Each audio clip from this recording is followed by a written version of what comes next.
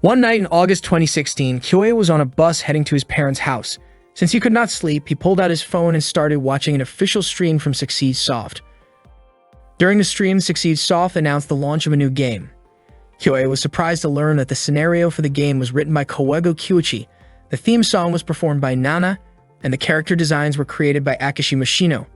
The three of them were known as stars of the Platinum Generation. Kyoya was certain the production cost for the game must have been huge and the reaction from fans would be incredible.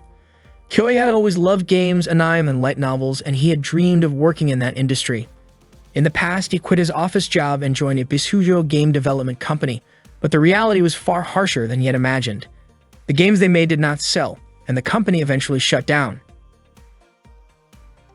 By the next morning, the bus reached its destination. Kyoya got off and continued his trip on foot. At 28 years old, he was still single and broke. He had lost his job and could not pay his rent, so he used the little money he had left to buy a ticket to his parents' home. After arriving, he immediately lay down in his old room. At that time, he had no job and had tried many different roles, from directing to video editing, image editing, art assistance, sub-scenario writing, and even logo design, but none of them had led anywhere. While browsing through Aki's character designs on his phone, Kyoya admired how amazing they looked. Suddenly, he received a call from his younger sister, Miyoko. She said she had found something while going through his old belongings, an acceptance letter from an art school. She told him she would bring it over. The discovery brought back memories of the time when Kyoya had been unsure about which school to choose. He once had the chance to pick between an economics program at a regular school and a visual arts program at an art school.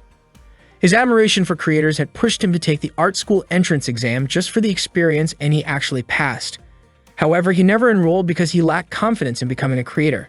Kyoya could not help but imagine what might have happened if he had chosen the art school back then. The Platinum Generation members were all around his age, so if he had attended that school, he might have become someone like them. He even wondered if it would ever be possible to return to that time. As Kyoya drifted to sleep, Miyoko's voice woke him up. She handed him the letter and left. At that moment, Kyoya realized he could never go back to the past. All he could do was start searching for a job again. One night in September 2016, Kyoya was walking through the city after receiving yet another rejection message from a company he had applied to. His situation felt painfully unlucky. While crossing a bridge, he noticed a girl standing alone. She looked lonely, and when she began taking off her shoes, Kyoya panicked. Thinking she might be in danger, he shouted and ran toward her, pulling her back to safety. Later that night, they talked at a cafe. The girl introduced herself as Eiko. Kyoya apologized repeatedly, explaining that he thought she might have been trying to harm herself. Eiko was surprised and asked if she had really looked like someone with that intention. Feeling awkward, Kyoya admitted that she simply seemed lonely. Eiko eventually shared that she was dealing with a serious problem at work. One of her staff members had suddenly left during a critical time. It turned out that Eiko worked at a game development company and was searching for someone who could handle direction, image, and video editing and had general knowledge of web development. Kyoya said he might be able to help with those tasks. After a brief conversation, Eiko asked him to come to her office the next day. The following morning, Kyoya went to the address Eiko had given him. He was stunned when he arrived and saw that it was the headquarters of Succeedsoft. He lightly slapped his own cheeks to motivate himself, realizing this could be the chance of a lifetime. He then walked toward the building of Development Group 2. Inside, Kyoya met Eiko again. She greeted him warmly and introduced herself formally as the leader of Succeedsoft's second development group. Kyoya greeted her politely and could not hide his amazement. Even though Eiko might be younger than him, she was already leading a team, a remarkable achievement compared to where he was in life. Eiko explained what his work would involve and led him to the materials room, a space used to store reference items for new projects. The room was messy because of a shortage of staff. She told Kyoya that his first assignment was to organize the entire room. Although it sounded like a tough task, Kyoya was grateful to have found a new job. He immediately started sorting through the folders on the computer, arranging them in a clear order. By the end of the day, he had accomplished a lot, organizing files with both numbers and letters for easy identification, creating digital backups, storing printed copies on shelves, labeling toys and figurines, and logging everything into the computer. When Eiko checked the room, she admitted that Kyoya's work had exceeded her expectations. One day in September 2016, one of Kyoya's co-workers asked him for help to speak with a writer over the phone, saying that Kyoya's gentle and thoughtful approach was exactly what they needed. His presence in the office was truly helpful to everyone around him. His work results were excellent and always met the targets, and he never hesitated to lend a hand to others. Eiko felt genuinely happy to see him there. That evening, Eiko invited Kyoya out for dinner. She admitted that she was glad because back then, she once mistook Kyoya for someone who was about to jump off a bridge. They both smiled as they recalled that moment. Eiko explained that during that time, she had been dealing with a lot of worries and had grown tired of everything. She shared how the social game developers considered her team a budget burden and even disrupted their progress. Kyoya was surprised that anyone would do such a thing, especially since the project that year was such a major one. According to Eiko, some people simply didn't want to celebrate, and to those who didn't care, an anniversary might have felt like a pointless event. Eiko wanted to make sure the project would run smoothly because it was a significant collaboration with the Platinum Generation. She admitted that Kyoya's arrival at Succeed Soft had been a huge help to her. Kyoya told her that the project was very special to him as well. When Eiko noticed the wallpaper on Kyoya's phone, she immediately understood how much he admired the art of Akishima Sino. Eiko expressed her hope that Kyoya could become a permanent employee. According to his contract, after 6 months of work, he would be eligible for a full-time position. She also believed that Kyoya must be eager to meet the members of the Platinum Generation someday. One day in November 2016, while Kyoya was working, he overheard his co-workers talking about a delayed script. Suddenly, Eiko gathered all the employees to announce that the Platinum Project had been frozen by a decision from the board of directors. Shocked, Kyoya asked why such a thing had happened. Eiko apologized, saying there was little she could do. The staff members were deeply disappointed. All their hard work seemed to have been in vain, and many of them felt uncertain about the future of their team. Kyoya was stunned. Once again, he found himself facing another failure. He lowered his head in despair and accidentally dropped some documents on his desk. That night, Kyoya went back home with a heavy heart. His team had been disbanded, and his employment contract was canceled. Sitting alone in his room, he questioned what exactly had gone wrong with his life. His eyes wandered to a letter of acceptance from an art school, and he began to wonder what might have happened if he had chosen to attend that school instead. Perhaps he could have poured his heart into creating, thinking, and making something new. Perhaps he could have met the Platinum Generation, worked alongside them, and inspired each other. Frustrated, Kyoya threw the letter into the trash and cried, realizing it was all too late. Eventually, he fell asleep, only to wake up to the sound of Miyoko calling his name. When he opened his eyes, he thought Miyoko was just cosplaying, since she was wearing a high school uniform, even though she should have already graduated. Miyoko asked what he wanted to eat for the celebration. Kyoya was confused and had no idea what celebration she was talking about. Miyoko explained that he had looked so happy earlier when he was accepted into Umaka Art School. Kyoya, bewildered, replied that it had been 10 years since that happened. Miyoko, of course, didn't understand what he meant. Looking around his room, Kyoya noticed something strange. His bookshelf only had 7 volumes of Zero no Tsukaima, and several other books like Haganai, Asterisk, and No Game, No Life were missing. He also wondered why he still had a CRT monitor that he should have thrown away long ago. There was even a PlayStation 2 instead of a PlayStation 3. To his surprise, his smartphone had turned into an old flip phone. When he finally looked at the calendar, Kyoya realized that he was somehow back in the year 2006. For someone who always believed that time could never go backward and that life offered no second chances, it was shocking to find himself in the very past he had once wished to revisit, now with the possibility of making things right. Kyoya found himself back in the year 2006, and he decided to enroll at Umaka School of Arts. In April of that year, he officially began his classes there. Kyoya had no idea why this had happened to him. What he did know was that he had traveled 10 years into the past, returning to the exact moment when he was supposed to choose a university. Instead of dwelling on how strange the world could be, he chose to focus on shaping his own future. That day, Kyoya walked toward the place where he would be living during college. Carrying only the essentials, he set out to find his new residence. In his previous life, he had taken a safer, more conventional path because he doubted his own potential. That choice had led to many bitter experiences, so this time he decided to enroll in an art school to pursue the chance of a different outcome. Later that day, Kyoya arrived at the shared house called Kiriyami, which would now be his home. Before long, his belongings were delivered. He immediately began unpacking and organizing his room. After a while, exhaustion set in, and he decided to leave the rest for tomorrow. Taking a break, Kyoya grabbed a bottle of yogurt and drank it. He remembered his father's advice to eat more fermented foods like those containing lactic acid or natto because meals prepared while living alone might not always be balanced. While unpacking, Kyoya thought that becoming an art student might give him the chance to work with talented creators like Shino Akishima, Kyuichi Kawato, and Nana. Eventually, fatigue caught up with him and he fell into a deep sleep. Suddenly, he heard someone calling his name. Kyoei opened his eyes and was startled to see the president from his old workplace standing before him. The president urged him to wake up and reminded him that the Seiki Pura Ketsu project wasn't finished yet. Before he could process what was happening, debt collectors appeared and surrounded him. Confused, Kyoei thought it was all a misunderstanding. It turned out to be part of a film shoot. The president told him to run, saying that life was like filmmaking, where a second take could change everything.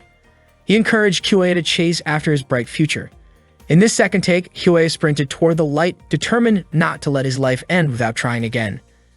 Kyoei then woke up once more. As he opened his eyes, he saw a girl sleeping beside him. The scene felt oddly similar to a visual novel he had once worked on. At first, he thought he was still dreaming, but shock quickly set in, and he sat up abruptly. The girl slowly woke up too, rubbing her eyes. Kyoei stared at the cute stranger as she moved closer, surprising him. She was simply thirsty and reached for his yogurt without hesitation, enjoying it with delight. Curious, Kyoei asked who she was. The girl began to introduce herself, but before she could finish, she accidentally slipped and fell onto him. The noise startled the other residents of the house, and they rushed to check the source of the commotion. When they opened Kyoei's door, they were stunned to see the position the two were in. Kyoei quickly tried to explain the situation. The girl clarified that her futon hadn't arrived yet, so she ended up sleeping in Kyoei's room for the night.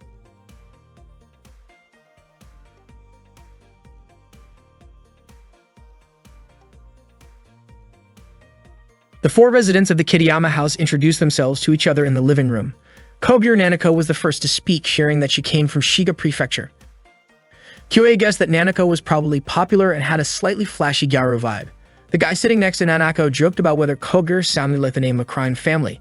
Feeling offended, Nanako immediately punched him lightly in protest. The guy then introduced himself as Rokuanji Tsurayuki, and Nanako commented that the surname Tsurayuki sounded pretty cool. After that, Kyoei introduced himself. Nanako then asked Kyoei to explain what had happened since yesterday.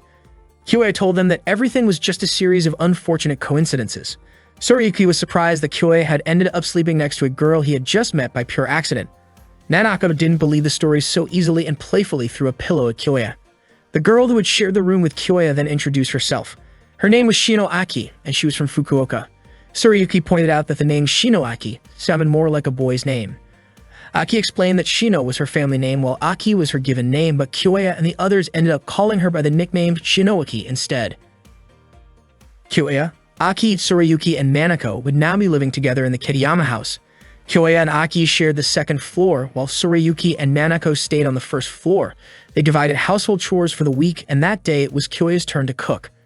While preparing the meal, Kyoei kept glancing at Aki and Nanako as they chatted, thinking to himself that both of them were incredibly cute. He remembered the incident from the day before and told himself he needed to be more careful to avoid any misunderstandings. That morning, Kyoei left the house with his three friends. They all turned out to be in the visual arts department. Nanako was surprised when she learned that the area they were walking through was part of Osaka, since it looked more rural compared to where she came from. It turned out to be a border area, and there had even been recent warnings about snakes. Nanako seemed uneasy at the mention of snakes, but according to Tsurayuki, there was something even more intimidating than snakes. The Unaka Art Landmark, a hill dedicated to art installations. When they finally reached the visual arts classroom, they saw that quite a lot of students had gathered there. Everyone found their assigned seats, and Kyoei and his friends split up to locate their numbers. Not long after, a muscular guy arrived and sat next to Kyoei.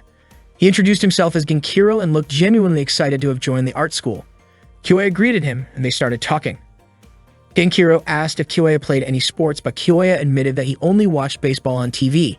Genkiro began sharing stories about baseball players of that era and asked Kyoei which player he liked the most. Kyoei mentioned Udani, only to realize that Genkiro had never heard of the name. That made Kyoei suddenly remember that it was still 2006, while he himself had already lived through life up to 2016 in his previous timeline. He reminded himself to be careful with what he said. Not long after, the professor's assistant Misaki entered the classroom to give a welcome speech. Misaki suggested doing a quick survey by asking who among the students wanted to become film directors, scriptwriters, anime creators, game developers, and so on. The students eagerly raised their hands according to their interests, their faces full of excitement. But then Misaki suddenly shared a sobering fact. The Unaka Art School had 135 graduates from the visual arts department the previous year, and only 8 of them had actually found jobs. The students were shocked. Nanako guessed the number might have been around 42, but the reality was far lower, even though it was still more than the year before. Misaki explained that everyone first needed to meet their basic living needs, which required money. Games, anime, and films were forms of entertainment, and people only considered them important once their basic needs were fulfilled, which meant those industries had a lower priority. Misaki added that people entering these creative fields often walk a fine line between eccentricity and foolishness. However, if that foolishness could reach a level so extreme that no one else could replicate it, it could become something valuable. And that was exactly what Misaki hoped to see from them. If they were going to be bold, they had to take it to a level that others couldn't reach. After class ended, Kyoei reflected on what Misaki had said. It seemed that their chosen path would not be easy. He realized that the film, anime, and game industries were narrow fields where only a few names could truly rise to fame. Even those known as the Platinum Generation did not all end up shining brightly. Having already experienced the future once, Kyoei understood this reality well. There was no point in feeling discouraged so early, so he reassured himself to keep moving forward. As he was about to leave the classroom, Kyoei noticed a student ID card that had fallen out of a girl's bag. He picked it up and returned it to her, only to be stunned when he saw that it belonged to Eiko, the team leader from Succeed Soft. Without thinking, Kyoei accidentally called her leader. Eiko looked puzzled since she wasn't part of any club at school. Kyoei quickly apologized and handed her the card. After thanking him, Eiko left the room and Kyoei couldn't believe that they were actually enrolled in the same department. He began to wonder if the entire Platinum Generation might already be present in that very classroom. After that, the visual arts class began, but Kyoei and his friends didn't start making a film right away. They first spent time observing the senior students and learning everything they could about filmmaking. Once the observation session ended, Kyoei quickly headed to his next class. On the way, he happened to see Eiko managing a film production. Kyoei wasn't surprised at all to see her in the spotlight, and he silently admired her skills. Later, while attending a screenwriting theory class, Kyoei began to worry about whether he could ever reach the level of the so-called Platinum Generation. During a lecture, Sorayuki fell asleep, clearly exhausted from working late the night before. Kyoei tried to wake him, but it was obvious that Sorayuki was still tired. Meanwhile, Nanako and Aki looked relaxed, almost unmotivated, which oddly enough gave Kyoei a sense of relief. He thought that if everyone around him were as intense and driven as Eiko, he might feel overwhelmed in class. At that moment, the professor explained that there are 10 key elements to consider when writing a script. However, he only listed 8 of them and then asked the students to identify the remaining 2. Eriko eagerly raised her hand and answered that one of the missing elements was complication, which refers to unexpected developments in the story that often lead to setbacks for the protagonist. She explained that a perfect main character wouldn't be interesting without flaws, and by introducing complications, a story naturally creates more drama. The professor praised her response and asked her to provide the final element. Instead of answering again, Eiko playfully called on Sorayuki, who was still half asleep, to give the last one. The professor chuckled, calling Eiko both clever and a little mischievous. The professor then turned to Sorayuki, asking him to share his answer. Still waking up, Sorayuki received a quiet hint from Kyoei that the professor wanted the final element. After thinking for a moment, Sorayuki replied that it was the role of the antagonist. He explained that the enemy of the protagonist could be a person or an organization, and among the 10 elements, this one is especially important for maintaining tension until the story reaches its climax. The professor praised his answer and remarked that Sorayuki's insight was impressively complex. Sorayuki thanked him, while his classmates were surprised that he had come up with such a sharp response. Seeing this, Kyoei realized he couldn't afford to relax as much as he had previously thought. During the lunch break, Kyoei sat with Sorayuki, Nanako, and Aki in the cafeteria, chatting about the class. Everyone was impressed by Sorayuki's answer, but he humbly said that he had only repeated something he had read in a book. Nanako admitted she didn't expect the usually intimidating professor to praise him. Sorayuki joked that the professor was probably just being kind to the new students. He then invited Nanako to join him for the third period visual arts theory class, and the two of them left together. After they were gone, Aki commented that Sorayuki was amazing, while she herself didn't feel confident in any particular specialty, which made it harder for her to keep up. Kyoei admitted he felt the same way. He had once believed that the extra 10 years of life experience he carried with him would give him an advantage, especially since he had some exposure to the entertainment industry, but he was starting to realize that his basic knowledge was still lacking. His shallow experience alone wasn't enough to match real talent or deep understanding. While thinking about this, Kyoei suddenly noticed Aki looking at him. Surprised, he almost spilled his drink. Aki asked why he seemed so worried. Kyoei quickly said it was nothing serious, which made Aki feel relieved. Curious, Kyoei asked why Aki chose to attend an art school. He mentioned that he had seen her completely focused during a photography class and wondered if she might want to become a camera operator. Just then, Genkiro suddenly appeared and startled Kyoei. Surprised, Kyoei asked why Genkiro was wearing such an unusual outfit. Genkiro explained that it was the uniform of his club, an Ninjutsu study club. Apparently, only Umaka University in Japan had such a club. However, it seemed that Ginkiro's real reason for joining was because of a senior Komochi member he admired. Aki laughed, saying Ginkiro looked like he was having a great time in the club. Ginkiro encouraged both Kyoya and Aki to join as well, assuring them it was a lot of fun. After that, Kyoya and Aki headed straight to the club room, but when they arrived, it didn't see a single student there. A few moments later, two senior members called out to them from upstairs and invited Kyoya and Aki to join their club activity. Everyone was holding a welcome party for the new students of 2006, celebrating together with a cheerful toast. Kyoya looked a bit worried, wondering if it was really okay for them to join even though they had decided to become members of the club. According to Aki, it was fine since the seniors hadn't asked them about that at all. They all enjoyed the late afternoon atmosphere, having fun together until the sun began to set. While Kyoya was about to start a conversation with Aki, Sayori unexpectedly fell asleep on his shoulder. Kyoya couldn't help but smile as he looked at her. Later that night, Kyoya carried Aki on his back as they walked home. Halfway through the walk, Aki woke up. She apologized for troubling him, but Kyoya assured her it was no problem. He understood that she was exhausted since they had been busy ever since the entrance ceremony. Aki commented that Kyoya was surprisingly dependable, even admitting that she was a little surprised they were actually the same age. To her, Kyoya seemed to care about everyone and remained calm for someone who was just 20, though at times he looked tired from thinking too much. Aki mentioned that during lunch earlier, Kyoya appeared very worried, but he still insisted that he wasn't seriously overthinking anything. Aki playfully pinched Kyoya's cheek and encouraged him to tell the truth so he could feel better. Kyoya finally admitted that when he saw Tsurayuki confidently answering questions in class, he felt like he couldn't do anything. It wasn't just Tsurayuki. Everyone around him seemed to have their own special strengths. His concern came from feeling as if he had no unique talent at all. Aki, however, didn't see it that way. She told him she actually thought he could do many things. Kyoya could cook for himself, do laundry, and take out the trash properly. He was even good at making plans and sticking to them. Aki confessed that she couldn't do any of those things and felt envious of people who could. She believes Tsurayuki probably felt the same way too, and she was sure there were things about Kyoya that others would envy. According to Aki, people who feel like they can't do anything often work hard to find something they can do. She was certain that the people Kyoya thought were amazing probably had their own worries as well. Aki gently patted Kyoya's head, and he thanked her for listening to his thoughts. Aki then admitted that she also needed to keep working hard. Hearing this made Kyoya think more seriously about what he himself could accomplish. When they finally arrived home, they noticed that Nanako and Tsurayuki weren't there, most likely because they were still working. Aki headed straight to her room to sleep, while Kyoya, feeling very tired, wanted to go to bed as well. He suddenly remembered that he forgot to return Aki's bag, so he went to her room to give it back. When he entered, he was surprised to see Aki working on a character design sketch. That was when Kyoya realized that Aki was actually Akishima Shino, someone who would later become part of the future Platinum generation. He recalled Aki's earlier words about how people who feel like they can't do anything will try hard to find what they can do, and he understood that this was exactly what Aki was doing.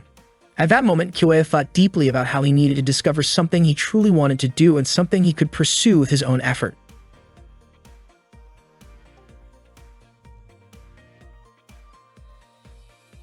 Aki scolded Tsurayuki for eating her ramen without permission. Tsurayuki apologized and offered to make it up to her by buying sukiymen instead.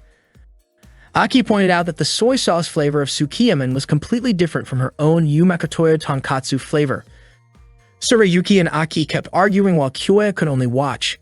Nanako stepped out of her room and reminded Tsurayuki that eating someone else's food was something he should never do when they were all living together. Nanako was surprised when the three of them suddenly went silent and stared at her. Kyoya then pointed out something about her clothes. When Nanako looked down at herself, she was shocked to realize she was not wearing a top. Her face turned bright red and she quickly covered herself before hurrying back to her room. She had not noticed that she was in the middle of changing clothes. Kyoya felt a sharp pain from the reflexive smack Nanako gave him in her panic. Up to that point, Kyoya still could not understand why he had returned to the world of 10 years ago, with all of his memories intact, something that could only be described as a time leap. His second chance at college life was already filled with late-night ramen and nervous stomach aches. Along with his housemates, Kyoya was determined to create a real project, even though he had no idea what awaited them on their journey. The next day, Misaki taught a class that Kyoya attended. She explained the 4 key elements of making a film and asked the students to form groups of 4 so that each person could handle one part of the project. Their assignment was to create a short film lasting 3 minutes, which would then be screened for the class. Nanako was surprised that it meant everyone would watch their work, while Aki was excited and wanted them to make something impressive. The theme of the project was time. After class, Kyoya and Sorayuki played baseball on the field while discussing their plan. Sorayuki suggested naming their team Kitayama. Kyoya divided the roles. Sorayuki would handle directing, Aki would take the technical side, Nanako would manage execution, and Kyoya himself would oversee production. Sorayuki wanted to write the script but admitted he was not interested in the on-site work. Later that day, Kyoya and Nanako went to their part-time jobs, surprised to find out they worked at the same place. Nanako mentioned that the manager gave her a strange look because she and Kyoya shared the same address. Curious, Kyoya asked why Nanako had chosen an art university and what she wanted to do there. Nanako said she had no special reason, and that maybe she had simply grown tired of Lake Biwa. She shared how, back in grade school, she once believed Lake Biwa was the ocean because of how enormous it looked. She was sure Kyoya might have thought the same if he had seen it. Nanako reminisced about her old neighborhood, where there were towns and shopping areas, but explained that if she had never left her home, she would never have known what the ocean really looked like. Time passed without her realizing it, and before she knew it, she had arrived in a completely new place. She admitted it felt like she was still searching for her identity. Hearing this, Kyoya remembered experiencing something similar himself. While Kyoya was about to place a drink on the wrong shelf, Nanako reached up to help him put it on the top rack. As she leaned forward, she accidentally bumped into him. She quickly apologized and asked him to hold still for a moment while she finished arranging the drinks. Kyoya stayed calm, silently reminding himself that even though he looked like a young college student again, his mind was still that of a 28-year-old adult. He thanked Nanako for her help, and they soon finished their shift. The next day, Kyoya met with Misaki to submit the names and roles of his team members, though he admitted that he still had no idea what their project would be about. Misaki encouraged him by saying that inspiration could come from anywhere and asked if anything interesting had happened to him lately that he could use. Kyoya recalled the moment when Nanako had stepped out of her room while changing in the awkward accident at work. His face flushed at the memory, and he quickly excused himself from the room, realizing he needed to decide on their concept soon. When Kyoya arrived home that evening, he found Aki asleep at her desk, having dozed off while studying. He gently woke her, and she greeted him sleepily, sharing that she had been dreaming of eating a mountain of Edoshima oysters. Kyoya apologized for waking her from such a pleasant dream and asked why she had chosen to attend an art university. Aki admitted that she never felt particularly talented at anything and thought it would be good to try something where she might discover what she could do. She confessed that even back in grade school, she was not good at studying and often missed her train. Since she grew up in the countryside, missing a train meant waiting 30 minutes for the next one, and the station staff even came to recognize her over time. Inspired by Aki's story, Kyoya came up with an idea that fit the theme of time. That night, he gathered his team and shared his plan to make a short film about a train station. When Nanako asked why, Kyoya explained that a station was a place everyone could easily picture, which made it perfect for establishing the setting in a 3-minute film. He felt that a station, where people come and go and time constantly moves forward, was the ideal backdrop for their project. Nanako agreed, and Aki also mentioned that everyone used the train. Kyoya explained that since the station had been in the same place for a long time, it would be easy to show the passage of time there. He thought it could be used to tell the story of a woman's life within 3 minutes, and it might look interesting if the events were aligned to happen in a single day. Nanako liked the idea because she thought it was really good, and Aki was excited to see how it would turn out. However, Sorayuki asked for 30 minutes to think about it first. Sorayuki went to his room, leaving Aki confused about what was bothering him. After a while, Sorayuki came out carrying a plot outline based on Kyoya's earlier explanation. Kyoya looked happy after reading it. Aki praised Sorayuki for being able to create a plot so quickly. Everyone agreed with the idea, and Kyoya asked Sorayuki to write the full script. But suddenly, Sorayuki called Kyoya aside to talk. Sorayuki handed Kyoya a small piece of paper containing notes of his own idea. Kyoya was shocked when he read it because it was exactly the same as the idea he had just shared. Kyoya insisted that he had never seen those notes before. Sorayuki explained that he had locked the notes in a box, so there was no way Kyoya could have read them. He wondered if Kyoya had somehow read his mind, which made him feel like his idea had been stolen. That was why he had rushed to write the plot. Sorayuki admitted that it was scary how similar their thoughts were. Kyoya then realized how the idea had come to him. It turned out it was inspired by short stories he had read in the future, stories about a woman's life portrayed with a train station as the setting. His memory of those stories had sparked the same impression, and in a way, it was as if he had borrowed Sorayuki's idea from the future. Sorayuki asked if it was just a coincidence or something more, but Kyoya could only stay silent. Sorayuki smiled and said it was impossible anyway, then apologized, thinking it must have been pure coincidence. Sorayuki was pleased because the station setting worked well for character behavior and events, something anyone studying scriptwriting would naturally notice. Yet it seemed no one at the university had realized it, so he had planned to create a simple project and focus on his own studies. However, working with Kyoya made it possible to create something much better. Kyoya felt excited at the thought of surprising their professors with the project they were about to make. The next day, Kyoya and his friends began working on the project. Sorayuki was in charge of the script, Aki handled the design, and Nanako provided the voice acting. They kept discussing the project everywhere they went. One day at a cafe, Kyoya asked Sorayuki to shorten the script because if they followed the current version, the film would exceed the 3-minute limit. He requested a rewrite, but Sorayuki hesitated. He explained that the script was already the result of careful thought and represented his best version, so it wouldn't be easy to shorten it. Instead, Sorayuki suggested that Aki adjust the storyboard to fit the limited time, and Aki agreed to try. He also asked Nanako to speed up her lines to help reduce the runtime, but Nanako was unsure if she could do that without testing it first. Sorayuki said they wouldn't know unless they tried. Kyoya began to worry because their project had a strict time limit. No matter how good the film turned out, if it went over the limit, they would fail. He wondered if this reason was enough to convince Sorayuki. Finally, Kyoya explained that if their project didn't follow the rules, they wouldn't receive a grade. Disappointed, Sorayuki reluctantly agreed to shorten the script. Before leaving, he asked if this was Kyoya's way of keeping their promise to create something truly great. Kyoya felt terrible after hearing that. Later, Kyoya walked around the school with Aki and Nanako. Nanako commented that Sorayuki was extremely perfectionistic and Aki told Kyoya not to worry too much about it. Suddenly, Nanako accidentally stepped on someone. It turned out to be one of their seniors, who asked them to escort him to the club room because he couldn't move due to hunger.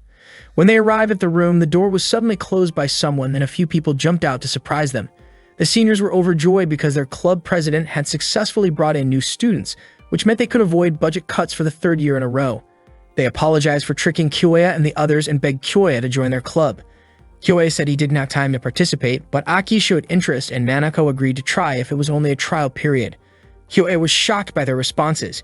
Hearing this, the seniors cheered in excitement. The club president then introduced himself as Takashi, a 5th-year student majoring in photography.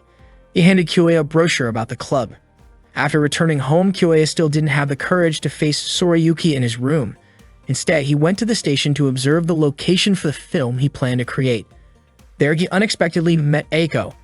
Eiko was surprised to find out that Kyoya's team was also planning to shoot a film at the station, just like her team. She was confident that her team wouldn't lose to Kyoya's, even though she didn't know what kind of film he was making. Eiko openly admitted that her team aimed to achieve the highest score. Not wanting to be underestimated, Eiko asked about his film's concept, the key elements, and how his team planned to use their 3-minute time limit. Since Kyoya was part of the production team, she felt he should be able to explain those details. Eiko reminded him not to take filmmaking lightly. After that conversation, Kyoya went to meet Misaki to submit the application form for his team's film project. Misaki immediately stamped the form and mentioned that she understood the kind of worries the production side usually faced. She had even heard about the arguments within Kyoya's team. Misaki then showed him a script from a previous project that had gained a lot of attention and even seemed like it could win awards. However, despite the initial excitement, the film's reputation ended up being poor. The director and cast apparently acted without proper coordination. The runtime was too long and the pacing was ruined, wasting the strength of the story. Misaki explained that a script is not a finished product, and when a project is still at the script stage, it doesn't mean it's doomed to fail. The real danger comes when the production side gives up. That's when a project truly collapses. Just like Eiko had said earlier, Kyoya needed to take the process of filmmaking seriously. Misaki also reminded him that everyone involved in creating a film is a creator, so there's no hierarchy of importance. Kyoya thanked Misaki and headed home. On the way, he realized that time might feel limitless, but nothing would ever change unless he took action. He immediately went to see Sorayuki and apologized, asking if they could talk things over once more. Sorayuki told him to do as he wished since the issue was already in the past. But Kyoya insisted that nothing had truly started yet. He agreed with Sorayuki's earlier words that they were only about to begin filming and editing, and he wanted to discuss everything again. Concerns about the runtime could be dealt with later. Hearing this, Sorayuki smiled and regained his motivation. Aki and Nanako felt relieved to see the two of them reconcile. The next day, the four of them went to the station to start shooting their video. However, something unexpected happened. The camera that Tsurayuki had borrowed turned out not to be a video camera.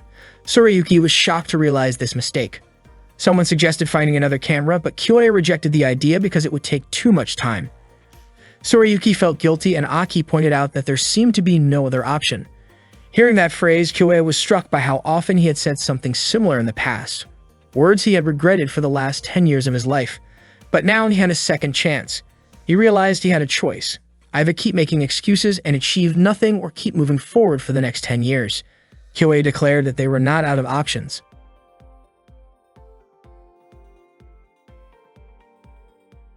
The day of the short film screening finally arrived, and the students gathered in the theater room to watch the projects.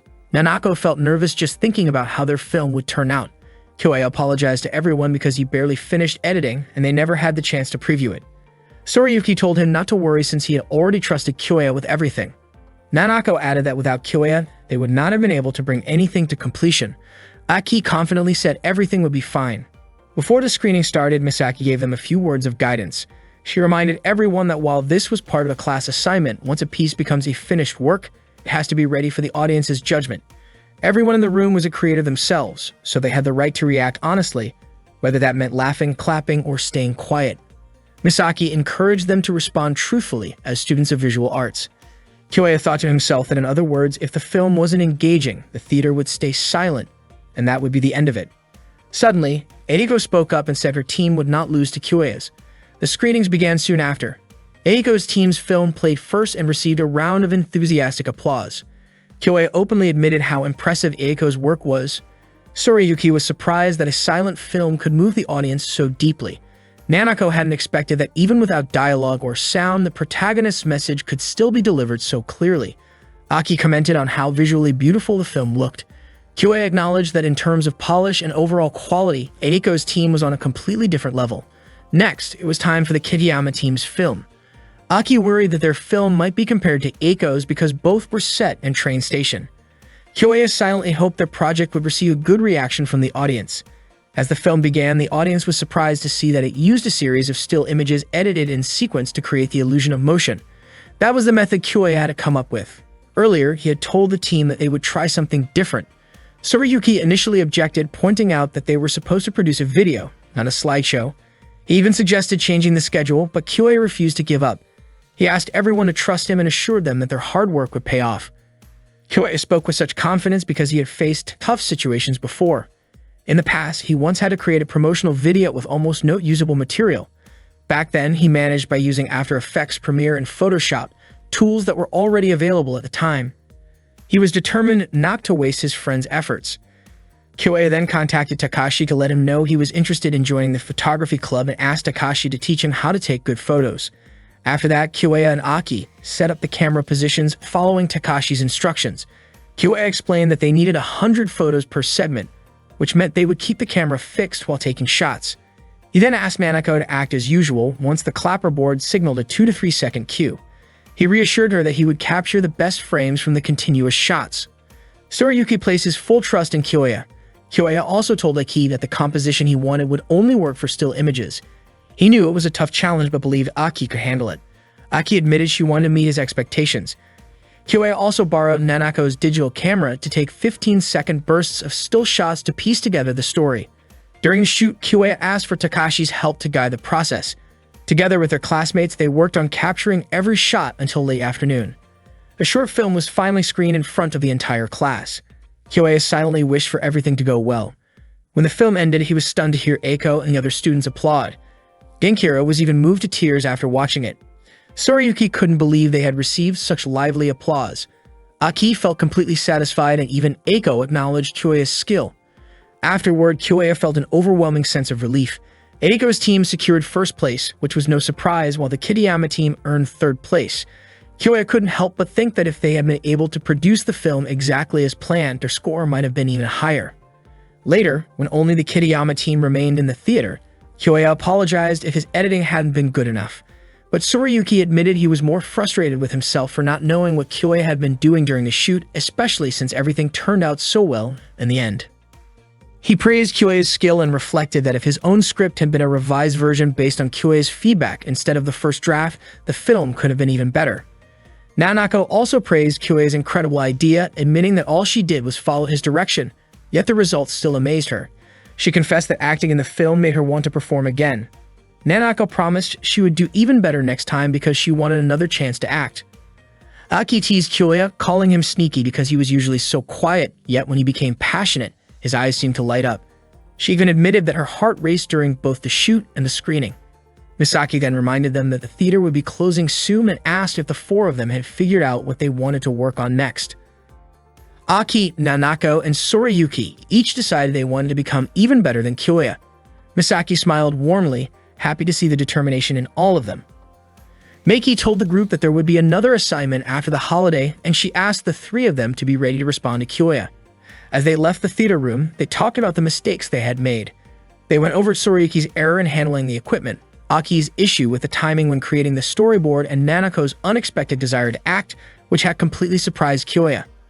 At that moment, Kyuei thought that if he could put pressure on the Platinum generation he admired so much, then maybe his decision to remake his life was starting to move in a better direction.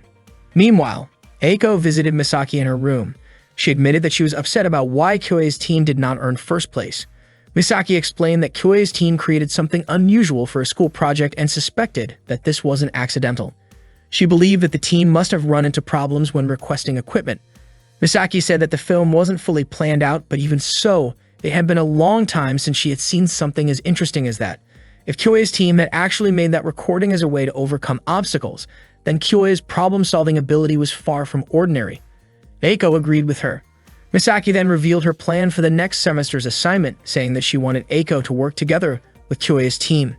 Eiko was surprised to hear this. Misaki teased that she was sure Eiko was interested in Kyuei. Eiko quickly clarified that she was only fascinated by Kyuei's talent as a producer. Misaki smiled and said that was exactly what she meant.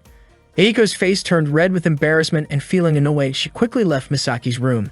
It turned out that Misaki and Eiko were sisters. Misaki couldn't help but think to herself that her little sister was indeed adorable. Later that day, Nanako and Kyuei finished their part-time work. Nanako apologized for asking Kyuei to take the shift that day, then invited him to go to a karaoke place. It had been a long time since Kyuei had gone to karaoke. Nanako admitted that she really enjoyed karaoke, or more accurately, she loved music and singing. The moment Kyuei heard Nanako sing, his heart felt move even though her voice was honestly pretty off-key. After finishing her song, Nanako confessed that she knew she wasn't a good singer. She shared that her grandmother used to play traditional Minyo music at home and had taught her since she was a child, but she never played it well because she couldn't correct her pitch problems. Nanako explained that when she sang alone, she never knew what to improve, which was why she wanted to sing karaoke with Kyuei. Kyuei agreed, and Nanako was overjoyed that he accepted. After leaving the karaoke place, they walked home together. Nanako admitted that singing in front of Kyuei felt surprisingly easy and made her really happy. Suddenly, Kyuei suggested that Nanako should upload her singing online after practicing and gaining more confidence. He wanted to record her singing and share it on a video site so more people could see it. But Nanako immediately refused, saying she didn't want to do that because she was sure people would criticize how bad her singing was. Kyuei tried to reassure her, saying they could upload it once her quality improved, but Nanako still declined, insisting she didn't want to show it to the whole world because it felt like seeking attention. Kyuei then suggested uploading it to a Japanese video-sharing site instead. Nanako had never even heard of that site before. It turned out that the site would only be launched at the end of the year. Hearing that, Nanako finally softened and agreed. Kyuei became excited, deciding to make it a goal for Nanako to practice singing and reach that milestone together. The next day, the photography club held a small celebration for the end of the semester, and for the art club's budget increased thanks to their new members. Everyone raised their glasses for a toast. Takashi suggested that they all introduce themselves again. He was happy because, thanks to Kyuei and the others, the photography club was able to survive. After Takashi finished his introduction, it was Yurika's turn. She was a third-year student majoring in industrial arts and proudly showed some of her sculptures and handmade crafts. Next came Mikio, who introduced himself with a beautiful singing performance. Nanako was amazed by his voice. Mikio, a second-year music student, clearly had many talents, which Yurika also pointed out. After that, Masaru stepped forward with a dramatic pose and performed a dance routine. He was a third-year student in the theater arts program and presented a lively bacchanale-style dance while playfully sipping on a drink. At one point, he suddenly sprayed the soda he was drinking into the air, which made everyone laugh. Takashi jokingly called it the Vesuvius eruption. Once the club gathering ended, Kyoya and Aki decided to head home together, while Nanako left for her part-time job. As Kyoya and Aki walked side by side, Aki looked genuinely happy. She shared how much she enjoyed spending time with Takashi and the others. Kyoya agreed, saying that the group might seem eccentric, but they were also incredibly talented. Out of nowhere, Aki brought up something more personal. She admitted that she knew Kyoya had once seen her drawing in her room. She explained that she usually kept that a secret, but that day she had forgotten to lock her door. Kyoya immediately apologized, saying he shouldn't have looked, but Aki reassured him that it was fine. She then confessed that she often felt like she couldn't do anything as well as the others. She struggled with everyday tasks, wasn't great at schoolwork, and wasn't athletic either. The only thing she truly loved was drawing. Unfortunately, it never seemed to lead anywhere. Aki shared that even though she had won some awards, she believed that wasn't enough to make a living. That was why she decided to study visual arts, hoping it might help her find work in television someday. She admitted that she had always been too nervous to join the art club. Drawing was something she loved, but she couldn't fully enjoy it because of her lack of confidence, so she kept it hidden. Aki revealed that she secretly wished her eyes could shine with the same determination she saw in Kyoya's, but she felt like that would never happen. Because of that, she was starting to think it might be easier to give up on drawing altogether. Kyoya immediately protested, his voice firm and filled with emotion. He begged her not to quit, saying he didn't want her to stop drawing under any circumstances. Aki was surprised by how strongly he reacted. Kyoya then shared something heartfelt. In the life he lived before he came back to this timeline, he had always used Aki's artwork as the wallpaper on his phone because her drawings were a constant source of comfort for him. He told her how much he genuinely loved her art. Hearing those words moved Aki deeply. She remembered the time on set when Kyoya told her that only she could create a certain piece of work, which was why he asked her to do it. Overwhelmed with happiness, Aki wrapped her arms around him in a warm hug. Her heart was racing as she confessed how much his words meant to her. She never imagined someone would see her that way. Aki then said she had already made up her mind. Her goal from that day forward was to keep learning and to draw a world that she wanted Kyoya to see. When Aki asked if Kyoya also had a goal, he smiled and said that he did, but he wasn't ready to tell her yet. Aki smiled back, promising that she would work hard until the day he was willing to share it with her. In truth, one of Kyoya's personal goals was to hear Aki say those very words 10 years in the future. And with that moment, the remake of Kyoya's life had only just begun.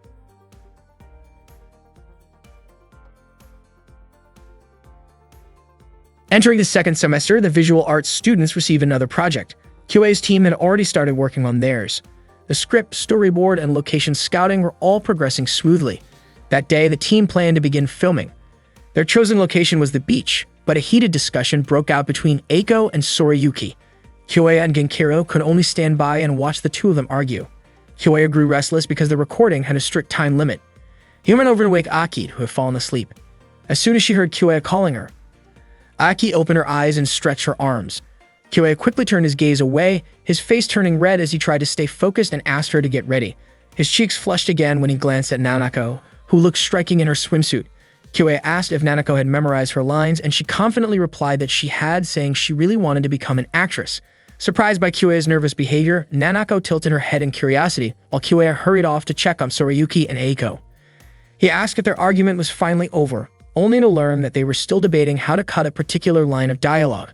Kyoya stepped in to mediate and urged them to start filming right away. Realizing she was wasting time, Eiko decided to stop arguing and walked away, but Sorayuki, still trying to say something, accidentally tugged on the strap of Eiko's bikini. The strap came loose, leaving Eiko embarrassed and flustered. Her face turned bright red as she quickly covered herself. Out of shock and frustration, she shouted and gave Kyoya a reflexive slap, even though he hadn't done anything. On the train ride home, Kyoya asked if Eiko was still upset about what happened earlier, but she brushed it off. Instead, Eiko brought up a different topic, equipment for the shoot. She found it strange that first-year students were allowed to borrow filming equipment for several days when, by rule, they were normally restricted. Their beach shoot was scheduled to last 3 days and 2 nights, which seemed impossible without special arrangements. Eiko suspected that Kyoya had done something to make it happen, and he admitted that he had. That night, Kyoya and Eiko helped some seniors with their own filming project. Their task was to make sure no strangers walked into the shoot. When a passerby appeared, Eiko quickly called the senior in charge, got permission, and then let the person through. Kyoya praised how smoothly she handled the situation. It turned out Kyoya had volunteered to assist the seniors so that he could use the equipment when it wasn't in use. Since third-year students were allowed to borrow the gear for up to a week, his plan gave their team more access than usual. Still, Kyoya knew this technically went against the rules. Eiko worried about what would happen if the professor found out. Suddenly, a small girl appeared and said that the professor would be furious if he discovered what they were doing. Startled, Kyoya and Eiko asked where she had come from. To their surprise, the girl turned out to be a senior student. Her name was Keiko, and she teasingly accused them of making a secret deal. Kyoya asked her to keep it quiet, and Keiko agreed, but only if Kyoya promised to return the favor someday. With that, she walked away, leaving them both uneasy. The next day, the class held a screening of the student films. The movie from the Kitayama Plus team received an enthusiastic response from their classmates. Aki praised Nanako for working so hard on her performance. Kyoya commented that their film turned out great, but Eiko said she felt something about it was strange. She explained that even though it was well made, it still gave off the feeling of being carefully constructed rather than naturally compelling. Kyoya disagreed, saying the film was well executed and clearly well received. They then watched the final film of the day, and Kyoya was stunned by the incredible acting on display. Other students immediately began comparing it to the previous film, some saying the actress in the earlier one looked less impressive by comparison. Kyoya worried about how Nanako might feel hearing those remarks. After the screenings ended, Misaki announced that the highest score went to the Kitayama Plus team and congratulated them. Many classmates were surprised, wondering why their film won when the acting in the last film seemed far superior. After class, Nanako approached Misaki and asked about the ranking. She was puzzled because the last film's acting was undeniably powerful and seemed to outshine the rest. Misaki explained that filmmaking is the art of coordination. Even if one performer delivers an outstanding performance, it doesn't automatically improve other aspects of the project. She went on to say that the true strength of a film comes from a combination of factors: technical acting skills, experience, visual presentation, sound quality, and many other elements. But beyond all of that, there was one simple reason the winning film had such a strong impact. It was made with genuine seriousness and teamwork. Hearing this, Nanako began to understand the deeper meaning behind their work. After class, Kyoya and his friends went to a karaoke place to celebrate the success of their film. Kyoya thanked everyone and invited them to make a toast. The beach scenes during filming had been hot and exhausting, but everyone felt satisfied because the final result turned out great. With confidence, Sorayuki said that the scene worked well thanks to the strength of the script, but Nanako teased him, pointing out that many of his lines had actually been cut. Aki and Nanako laughed at his reaction. Kyoya felt relieved to see Nanako looking so cheerful, but Eiko quietly told Kyoya that Nanako was only pretending to be happy and seemed to be avoiding something. Kyoya replied that maybe they should give her time because she would eventually come around when she was ready. Genkiro then asked Nanako to sing a song, but she refused. Genkiro kept encouraging her, and Nanako turned to Kyoya for his opinion. Kyoya suggested that she go along with it since everyone would love to hear her voice anyway. Nanako finally took the microphone from Genkiro and began to sing. When she finished, everyone was completely stunned. Blushing, Nanako apologized if her singing wasn't good, but instead of criticizing her, the group applauded enthusiastically. Aki said Nanako's voice was impressively high, and even Genkiro admitted that her singing was better than his. Sorayuki confidently added that Nanako's skill must have come from singing Minyu songs since she was a child. Nanako smiled shyly at the compliment. After that, Eiko took the microphone from Nanako and commented that Nanako never seemed to seriously want to become an actress, but rather she truly wanted to sing. Nanako was surprised and asked why Eiko would say something like that. Eiko explained that while Nanako's short acting performance in the film had been decent, it lacked real intention and depth. She had only just realized that Nanako's acting in the movie had felt a bit artificial. According to Eiko, Nanako's singing was so good that it was obvious she had been practicing since she was young. Eiko wondered why Nanako didn't follow her true passion for music and instead chose acting. Eiko believed it was because Nanako was afraid of taking something she loved too seriously only to fail. Acting, on the other hand, gave her easy praise and allowed her to hide behind a safer choice. That, Eiko said, was Nanako's real struggle. Nanako, feeling cornered, told Eiko to stop talking. She admitted that she had loved singing and had been surrounded by music since she was a child, but she had always struggled with pitch. If she had been capable of it, she would have pursued singing long ago.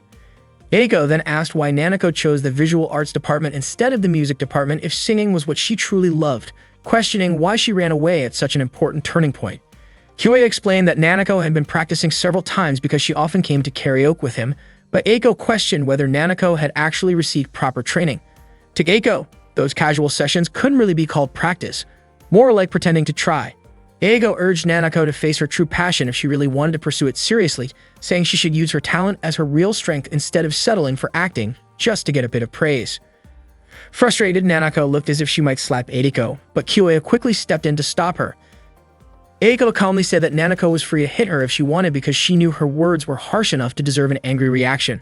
Nanako, still upset, stormed out of the karaoke room, and Eiko soon followed, saying that if Nanako wished, she would leave the team. The next day in class, Nanako looked gloomy. After the lesson ended, Kyoei tried to talk to her, but she turned him down. Later, Kyoei discussed the situation with Soriyuki and Aki. Soriyuki admitted he didn't expect Eiko to be so blunt, but Aki revealed that she also hoped Nanako would choose singing because it was what Nanako truly cared about. That was why Eiko's words had hit her so hard. Soriyuki said Nanako would eventually have to face the truth herself rather than regret it later. She needed to make a decision, give it a try, and if it didn't work out, it would be better to stop than to keep running away. After sharing his thoughts, Soriyuki left for work, clearly exhausted from back-to-back shifts. Later that day, Eiko met Kyoei at a cafe. Kyoei refused to let her quit the team. Eiko admitted she felt bad for Nanako and didn't want to cause Kyoei more trouble, but Kyoei insisted that what Eiko said was something Nanako needed to hear. He told Eiko not to worry about Nanako still being down. Eiko then confessed that she actually felt jealous of Nanako, who had a natural talent that shone brightly and had been honing it since childhood. What made Eiko angry was that Nanako acted as if she didn't care, even though she clearly possessed a gift. Eiko described Nanako's voice as expressive and captivating, capable of mesmerizing anyone. On top of that, Nanako was beautiful and charismatic, someone who truly looked like a star. Kyoei reassured Eiko that Nanako would not give up and that she was stronger than she seemed. At school, Kyoei later spotted Mikio and Masaru preparing for the upcoming school festival concert, since the three of them were part of the organizing committee. Curious, Kyoei asked Takashi about the event. Takashi happily explained that ever since the school was founded 40 years ago, all students had taken part in a huge 3-day annual celebration that attracted tens of thousands of visitors. Naturally, the art club also participated. Takashi was surprised that Kyoei didn't know about such an important tradition. While Takashi spoke with a bit of pride, Kyoei playfully gave him a light tap in response to his smugness. Yurika then revealed that their club usually borrowed a classroom to host an art exhibition, but this year, Takashi had secretly submitted a wild idea for the festival. It turned out that he proposed a maid cafe because he had always dreamed of seeing cute girls wearing maid outfits, taking pictures, and chatting with guests. Yurika immediately pulled Takashi back, telling him not to join the conversation. She said that they could not change the proposal and admitted that she had no idea how to recruit anyone. Takashi excitedly mentioned that he really wanted to meet a girl with pink hair, but Yurika quickly stepped on his head to stop him. This made Kyoei remember Keiko, so he asked Yurika about the girl with pink hair. Yurika said she had seen her before and that her name was Keiko. Just then, Keiko suddenly appeared right beside Kyoei. Takashi was thrilled and asked Kyoei who she was. Keiko explained that it had been a while since she last visited the art club room and asked if Hiro still came around. Yurika replied that Hiro had graduated 3 years ago. Yurika then asked Keiko why she had come to the club room. Keiko said that she wanted Kyoei to help her create a game and handed him her business card. Takashi pointed out that Hallucigenius Soft was a famous group. Keiko said she wanted Kyoei to guide her team, explaining that she had heard Kyoei was skilled in production. Kyoei also dreamed of making a game, but at that moment he could not accept the offer. Keiko understood his reason and told him to contact her if he ever changed his mind. She said she would keep her promise until then. Before leaving, Keiko gave him a game created by Hallucigenius Soft. When Kyoei tried the game at home, he was surprised that its quality matched that of commercial releases. The experience reminded him of the time he had worked at a game development company, and a sudden idea came to mind. He immediately went to Nanako's room and called out to her, but Nanako refused to see him. Kyoei kept asking while Nanako felt broken inside and did not want to talk to anyone. Kyoei told her that he had found something very important to him, and he would not give up until he shared it. He played a song that featured Nanako's own singing, with only a slight adjustment to the pitch. Kyoei explained that Nanako's voice had incredible potential. Moved by his words, Nanako opened her door and began to cry. She thanked Kyoei, admitting that she had never liked her own singing because her pitch was always off and it never sounded the way she wanted. That was why she had thought about using her voice for acting instead, but she now realized that it was not the right path. She finally understood what Eiko and Misaki had told her. Nanako admitted that she could not surpass someone who was serious about singing, and she realized that her acting could not truly touch people's hearts. Nanako then said that she wanted to learn and practice singing seriously, with the goal of performing many songs that could move others. Kyoei assured her that she could definitely achieve that. He held Nanako's hand and shared his idea. Nanako's face turned red as she said that she trusted Kyoei and asked him to help her with her singing. Kyoei told her that she was the one who needed to put in the effort and promised to do everything he could to support her. Nanako smiled and promised that she would definitely take action and do her best.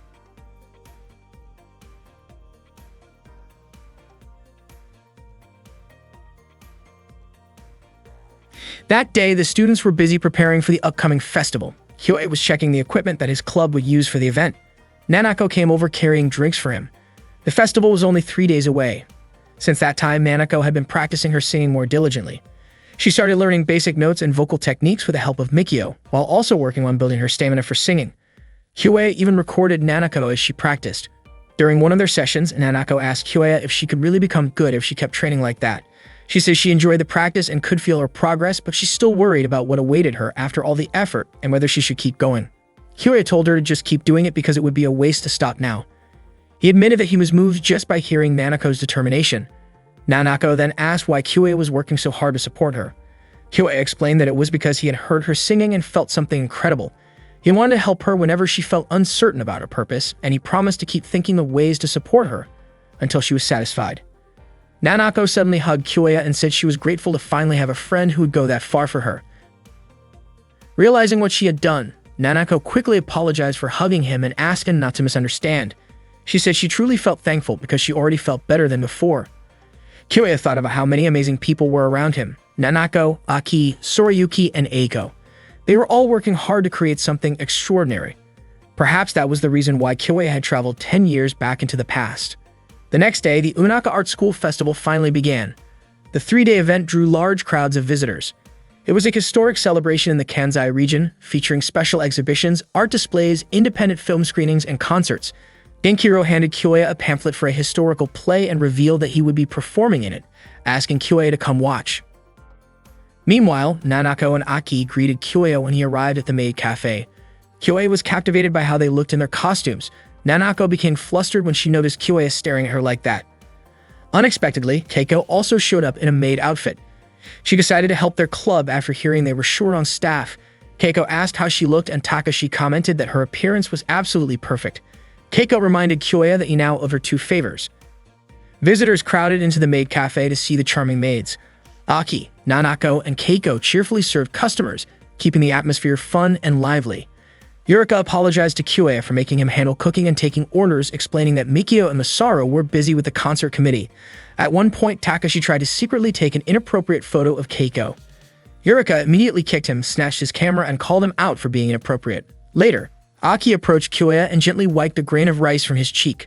The maid cafe turned out to be a huge success, drawing so many guests that Kyoei and the others barely had time to explore the rest of the festival.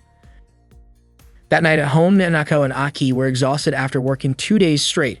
Tsurayuki dropped by and was surprised to see how tired they were. He asked if working at the maid cafe was really that exhausting. Kyoei explained that the place had been so packed with visitors that they barely had time to rest. Nanako joked that it felt more like overtime work than a festival. Kyoei said their sales goal had already been reached in just 2 days and mentioned that he would ask Takashi if they could close early the next day.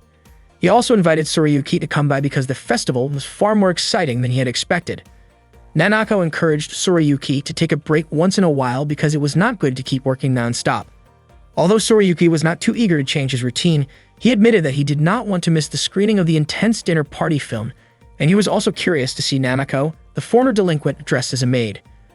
Annoyed by the teasing, Nanako playfully punched Tsurayuki for making fun of her past. Hearing the commotion, Aki woke up and she and Kyoei could only smile at the friendly argument between Tsurayuki and Nanako.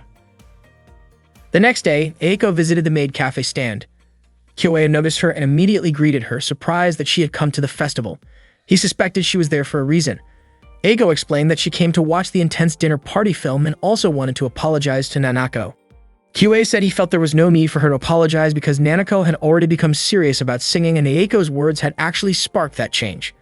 Kyoei invited Eiko to stop by the maid cafe, but she declined since the movie was about to start.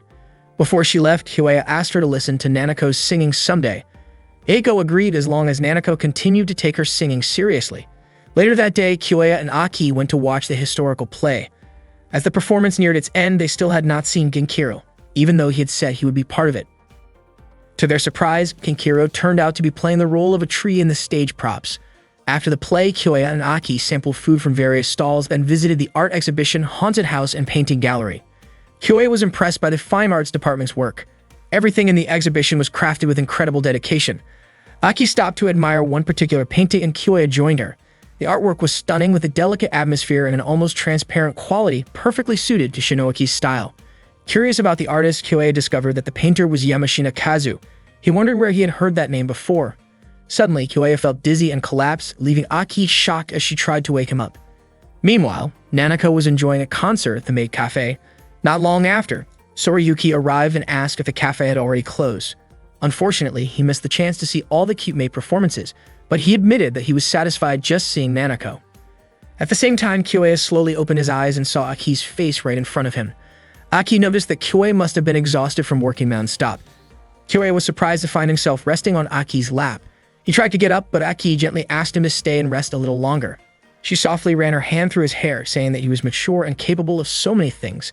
Aki confessed that she loved the words he had once told her, when he said he admired her art and asked her not to stop creating.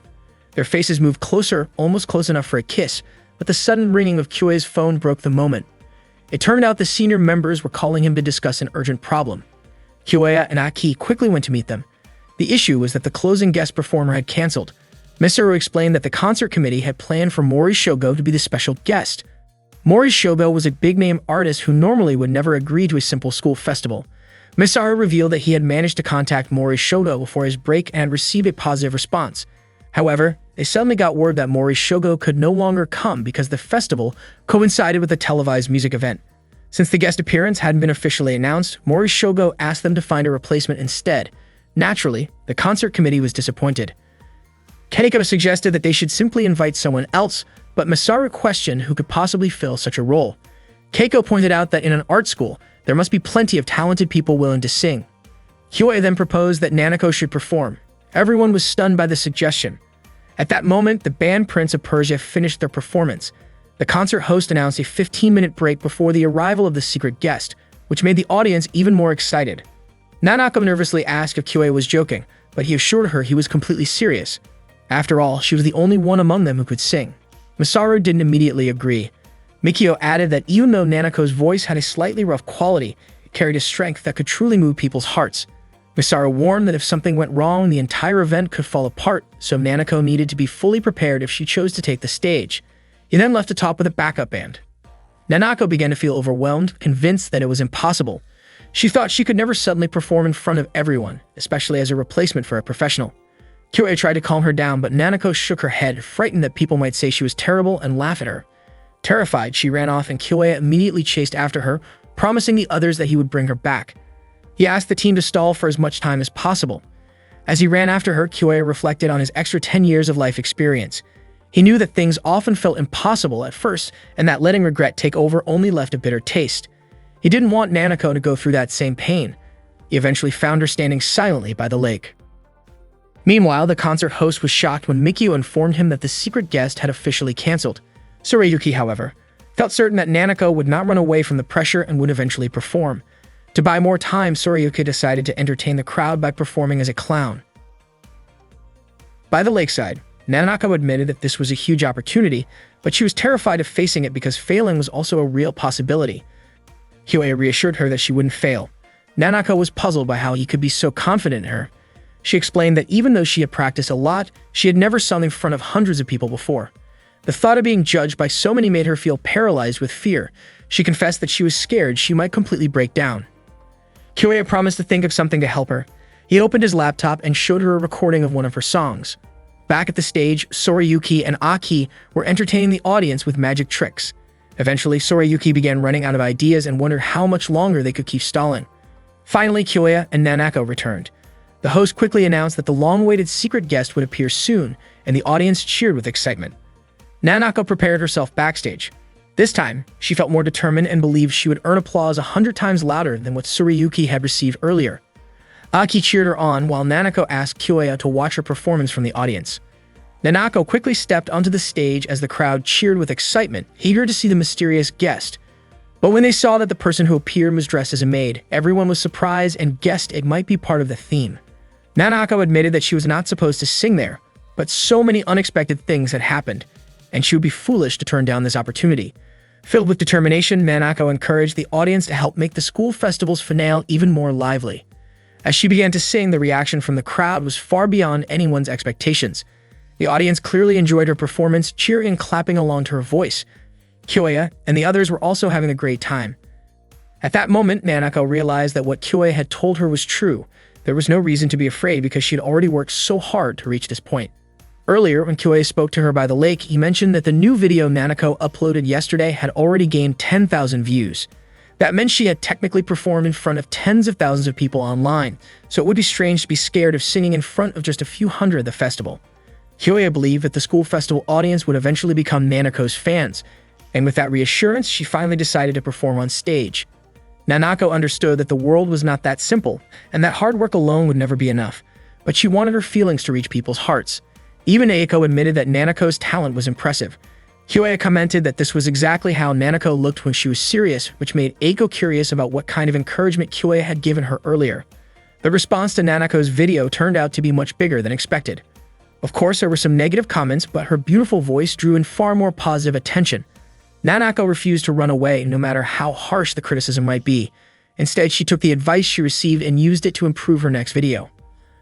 On the internet, artists and fans often collaborated to create music through feedback, something that in 10 years people would come to call user-generated content. Nanako's voice had already captured Kyoei's heart the first time he heard it. Her live performance ended with loud and enthusiastic applause from the audience. After finishing her song, Nanako immediately went backstage to thank Kyoei, but he was nowhere to be found. Storiyuki handed her a drink and suggested that Kyoei might still be sitting in the audience, so Nanako quickly ran off to look for him. At that time, Kyoei was sitting with Aki near the fountain. Aki had felt a bit dizzy earlier, so she went there to rest for a while. Suddenly, Aki stood up and mentioned that they were about the same height at that moment. Before Kyoei could react, Aki gently kissed him on the lips. Kyoei was startled but also felt the warmth of the moment. Aki explained that she was simply carried away by the atmosphere of the festival. Meanwhile, Nanako happened to witness the scene from a distance.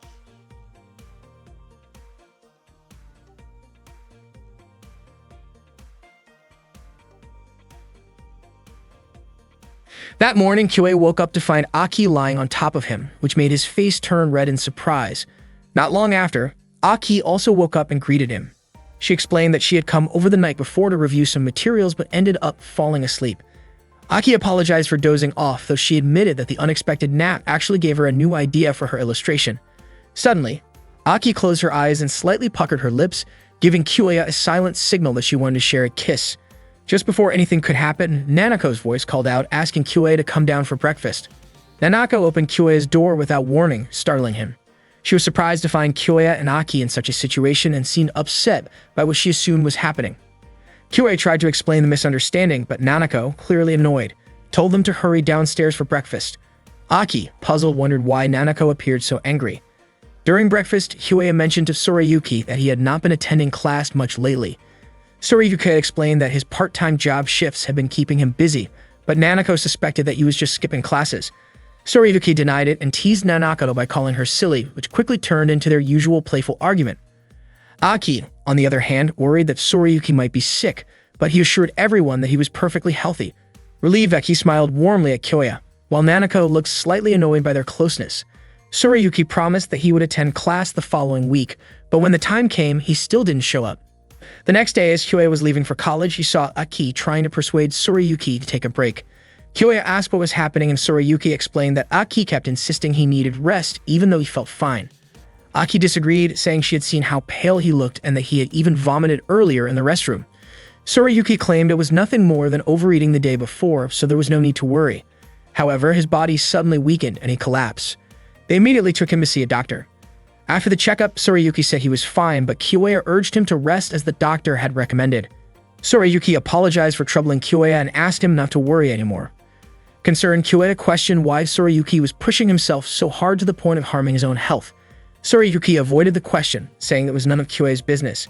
Kyoei persisted, hoping he might be able to help, but Soriyuki finally shouted in frustration, insisting that Kyoei could not possibly understand. Soriyuki then revealed the truth. He had been fighting with his parents and was now paying for his own tuition.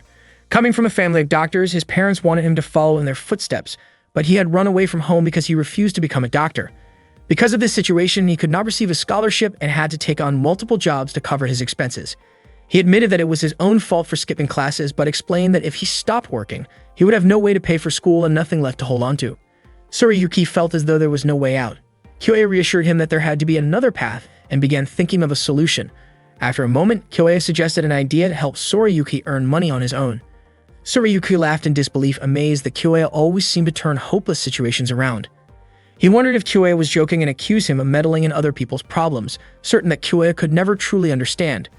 But Kyoya calmly insisted that he had a plan even if Tsurayuki could no longer see any hope. That day, Kyoya shared his proposal. They would create a game together. The game would be a doujin game, an independently made computer game typically sold at special events. Kyoya explained that doujin games were different from those sold by retailers since they were created by small groups of individuals and distributed directly to fans. They planned to make a visual novel, which uses text and illustrations to tell a story, meaning it would not require too much technical skill. Tsurayuki would write the script, Aki would handle the illustrations, and Nanako would compose the background music. Aki immediately expressed interest in the project, while Nanako admitted she had never composed music before. Kyoya assured her that he would teach her everything she needed to know, including how to use the equipment. He promised to lead the project and guide everyone along the way. Aki felt relieved knowing Kyoya was in charge. Tsurayuki apologized for driving them into his personal problem, but Aki told him not to worry, and Nanako playfully teased him, saying she had never seen this side of him before. Later that afternoon, Kyoya met Keiko at a cafe. Keiko asked if he had decided to accept her request for help. Kyoya said there was something he wanted to discuss, prompting Keiko to notice how serious he looked. She suspected he must have gotten himself involved in something troublesome. Kyoya admitted that he needed a large amount of money and explained the situation. Since the tuition payment deadline was in May, they needed to secure the funds before then. According to Keiko, making money from doujin games was tough. Even if someone had talent, selling that kind of work required a well-known name attached to it. It turned out that Kyoya wanted to release his team's new game under the name Hallucigenia Soft. Kyoya admitted it might sound a bit bold, but that was the only idea he could think of. Keiko agreed to let Kyoya borrow her group's name, which made him really happy, but she also gave him a condition. Keiko wanted Kyoya to create something that would actually sell. It was a simple request, but not an easy one. At that time, about 10 years earlier, the trend of urban fantasy was already starting to fade. Kyoya began thinking about what kind of game he should create, and before long, an idea came to him. When he got home, he gathered his friends to talk about the game. The concept he wanted to pursue was a school-life story game, a genre focused on everyday life and relationships in a school setting. Tsurayuki didn't fully understand and asked if there would be any monsters in the story. Kyoya explained that there would not be, because he believed a game like that wouldn't sell if it relied on fantasy creatures. The school story game Kyoya imagined would center around romance, which surprised Nanako. Kyoya even mentioned that the game might include slightly mature themes, causing Tsurayuki to blush in embarrassment. Tsurayuki quickly pulled Kyoya aside to talk in private, admitting that he had no personal experience with anything like that. Kyoya reassured him that many professional writers created such stories without first-hand experience, so there was no need to worry. After that, they returned to the living room to continue their discussion. Aki said she had never played a game like that, so she wasn't sure what it would be like. Nanako admitted the same. To help them understand, Kyoya lent his laptop so Nanako and Aki could try a similar game. The two went to a room to test it, but before long they both screamed and came running back out. Nanako playfully hit Kyoya with a pillow, feeling flustered because she had expected a cute school story, but instead found content that embarrassed her. Aki, on the other hand, said she didn't fully get it but thought it was fun. Nanako called Kyoya ridiculous and a bit of a pervert before storming off to her room. Kyoya knew this wouldn't be easy, but he refused to give up because he was determined to help Tsurayuki. The next day during lunch break, Eideko invited Kyoya to eat together, but he declined because he needed to meet someone. Kyoya went to see Takashi and asked him about an artist named Yamashina. Kyoya had noticed Yamashina's work at a recent art exhibition and was convinced that Yamashina's background illustrations would be perfect. In truth, Kyoya remembered Yamashina's name from 10 years in the future. Takashi accompanied Kyoya to meet the artist. Kyoya explained his request, asking Yamashina to draw the backgrounds for the doujin game he was planning. Yamashina was excited, since his work had never received much attention due to his difficulty drawing characters. After that, Kyoya and Keiko went out to buy supplies. Kyoya was surprised by how many materials they needed. Keiko explained that to create a proper game, they had to make sure the equipment and specifications were solid. While shopping, Keiko's eyes caught sight of a girl standing in front of a game store. The girl stood out, and Keiko jokingly referred to her as a princess secretly buying doujinshi. Later, Kyoya met with Misaki to talk about Tsurayuki's situation. He explained that he and the others were working to support Tsurayuki. Misaki asked if what they were doing was anything suspicious, but Kyoya told her not to worry about it. He wasn't sure how Misaki would react if she knew they were making a doujin game. To his surprise, Misaki revealed that she already suspected Kyoya planned to borrow the name of a well-known group to help sell the game. Shocked, Kyoya asked how she knew. It turned out that Keiko had already told her, advising Kyoya to be honest about it. Kyoya then learned that Misaki and Keiko used to make games together, although Misaki had since retired. Keiko explained that Misaki had been a huge help to her in the past, so if any of her students were struggling, she wanted to return the favor. Misaki, however, teased Keiko by suggesting that she was also interested because it could be profitable. Misaki asked only that the project not interfere with Kyoya and the others' studies. Kyoya was surprised that Misaki actually approved. She explained that all aspects of game production would help their studies and serve as valuable experience. Keiko then asked about the production's progress, and Kyoya happily reported that everything was going smoothly. Not long after that, Tsurayuki stepped out of his room and admitted that he was having a hard time. He had played the game that Kyoya had lent him as a sample, but all the girls in the game suddenly fell in love with him for no reason right after the game started. Tsurayuki honestly had no idea what that was supposed to mean. He was also puzzled by the way the girls in the game spoke, which sounded overly sweet and spoiled. Kyoya explained that the game was simply designed that way. A little later, Nanako came out of her room and said she didn't understand how to arrange music on the computer. She mentioned that the settings were strange because instead of musical scales, some odd bars appeared. Kyoya told her that it might feel confusing at first, but she would eventually get used to it and find it easier. Soon after, Aki commented that creating the art for the game was difficult. She even handed over one of her drawings, which looked quite simple. Kyoya realized that everything was still far from running smoothly. The next day, there was an art class where they had to make ceramic crafts. Kyoya felt extremely sleepy because he had barely slept the night before. He noticed that Aki was also about to fall asleep while working on her craft, so he quickly nudged her awake. Nanako actually fell asleep and her face landed on the piece she was making. Kyoya hurried to gently clean Nanako's face. Tsurayuki was drowsy as well and ended up shaping his clay into something odd, prompting Kyoya to wake him up too. Eiko, noticing their condition, became curious and felt certain that something must have happened to Kyoya and his friends. During the break, she approached Kyoya and asked what was really going on and why he and the others had been half asleep in class. Kyoya apologized and explained the situation, asking Eiko not to tell anyone else because it wasn't something that needed to be spread around. Eiko asked if there was anything she could do to help. Feeling grateful, Kyoya requested her assistance with the script, the art, and the opening sequence. Later that evening before leaving, Eiko mentioned that Kyoya was capable of many things and quite smart, but sometimes he overdid it. She wanted to make sure that he was truly doing okay. That night, Kyoya worked together with Tsurayuki. While reviewing the script, Tsurayuki asked Kyoya to check what he had written. Kyoya noted that the writing felt a bit stiff and overly narrative, so he suggested adding more dialogue. Tsurayuki agreed to revise it. Not long after, Nanako called out that dinner was ready, prompting Kyoya to head out first while Tsurayuki said he would follow shortly. The next morning during breakfast, Aki shared that she had seen some strange people in the university parking lot. She described a large black car stopping, and from it emerged a big man dressed in black and a cute girl wearing a fur coat. Kyoya was surprised to hear this. Aki wondered if they were also art students. Nanako guessed that the girl might be like a Yakuza princess. Kyoya admitted that the scene sounded familiar. Tsurayuki then asked if the girl was wearing a white beret, had short hair, and looked like someone from a wealthy family. Aki confirmed the description. Tsurayuki immediately went into his room and began packing his things. Kyoya and the others were confused by his sudden actions. Tsurayuki said that he needed to disappear for a while and would explain later, but just as he opened the door, the big man and the girl in the white beret were already standing outside. Aki quickly pointed out that the girl was the same one she had seen yesterday. The girl instantly hugged Tsurayuki tightly, saying she had missed him so much.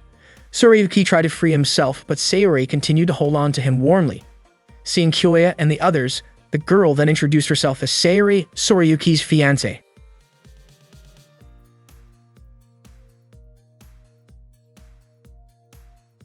Sayori joined Kyoya and the others for dinner, which made Tsurayuki wonder why she decided to sit around the table with them.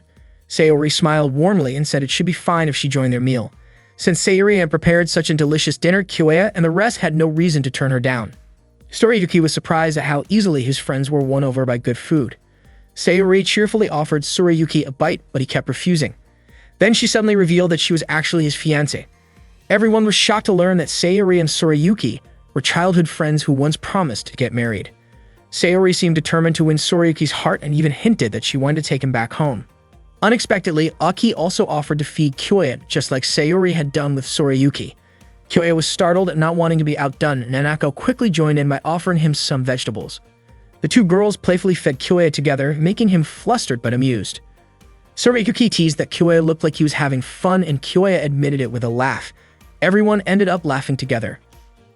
Later that afternoon on the school field, Tsurayuki opened up to Kyoya about his history with Sayori. He explained that Sayuri was his next-door neighbor and that they had been friends since kindergarten.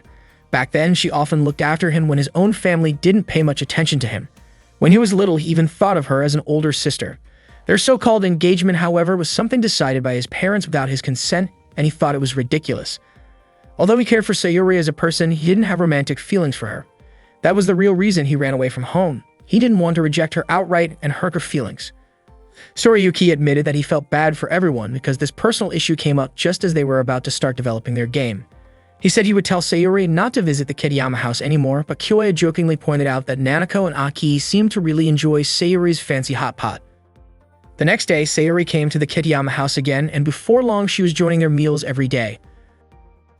A few days later, winter break started at the university, allowing the team to focus even more seriously on their game development. One night, Tsurayuki asked Kyoya to review his script. He was frustrated because after rewriting it so many times, he felt like he had lost his direction and decided to start over completely. This was his approach after fully understanding the flow of a Bisubyo game. After reading the script, Kyoya praised it as incredible, noting that the timing of the dialogue and balance of the monologues were perfect. He said the scenario was a success and expressed strong confidence that their game would definitely turn out well. Tsurayuki was relieved and finally able to sleep soundly. Meanwhile, the scenario was complete and the background art created by Yamashina had been delivered right on schedule. That evening, Nanako came out of her room and nervously told Kyoya that she felt it might be impossible for her to compose the music. Kyoya looked over the melodies she had already written. Nanako explained that she simply wrote down whatever came to her mind and feared it wouldn't turn into a good song. After listening to it, however, Kyoya reassured her that the melody was already very good and that arranging it wouldn't be difficult. All they needed to do was extend and repeat certain parts. Hearing this made Nanako feel much better, and in her relief, she gently hugged Kyoya from behind to recharge her energy. Kyoya felt flustered and awkward, but Nanako simply wanted to regain her motivation. After a short moment, she let go and thanked him, saying she felt ready to get back to work. Afterward, Kyoya went to Aki's room to check out Yamashina's background illustrations. He couldn't help but think about Nanako's sudden hug earlier. Aki praised Yamashina's artwork, and Kyoya agreed that the backgrounds perfectly matched Aki's art style. He even admitted that Aki's talent was extraordinary, recognizing that she would surely become the future Akishima Shino. The project required a different artistic approach than usual, but Aki managed to meet the challenge in such a short amount of time. While they were discussing the illustrations, Aki suddenly brought up a particular scene and asked Kyoya about it. With a slightly embarrassed face, Kyoya explained that it was a romantic scene. Aki then asked for more details about the character's position so she could sketch them accurately. She requested that Kyoya sit in front of her so she could observe how to capture the posture properly for her drawing. When she leaned in to check the proportions, Kyoya quickly stepped back, feeling shy from the close attention. His face turned bright red and he struggled to keep his composure as Aki calmly continued with her work. The next day, Kyoya gave the scenario and image data to Eiko.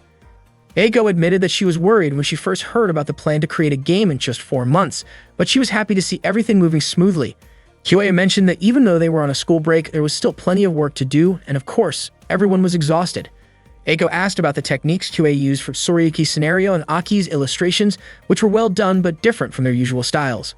Kyoya explained that he simply asked them to make their work more commercial so the game could sell better. It turned out that this was the reason Aki felt a bit intimidated by Kyoya. She was able to change her drawing style, but asking Tsurayuki to adjust his writing style to something more commercial was impressive. Eiko believed that Tsurayuki must have trusted Kyoya a lot, which she found remarkable. Eiko admitted that there was something about Kyoya that made people trust him, almost as if his words were never wrong. She reminded him to make sure their game turned out well. That night, Kyoya went out for a walk with Aki. The weather was very cold. Kyoya suggested finding something warm to drink since Aki looked chilly, but she said she was fine. Instead, Aki invited Kyoya to visit an art supply store. She apologized for making him tag along for her shopping, but Kyoya said he was happy to go with her. Aki then asked if Kyoya was really okay spending time with her, especially since it was Christmas Eve. Kyoya seemed confused by her question, and Aki quickly apologized for bringing up something awkward. A few days later, the new year arrived, marking the start of 2007. Kyoya and his friends went to a shrine to pray. At the station, Aki asked what Kyoya had wished for. Kyoya said of course he prayed for their game to be finished quickly and sell well. Tsurayuki hoped for the same. Nanako teased Tsurayuki by saying he was starting to care about others.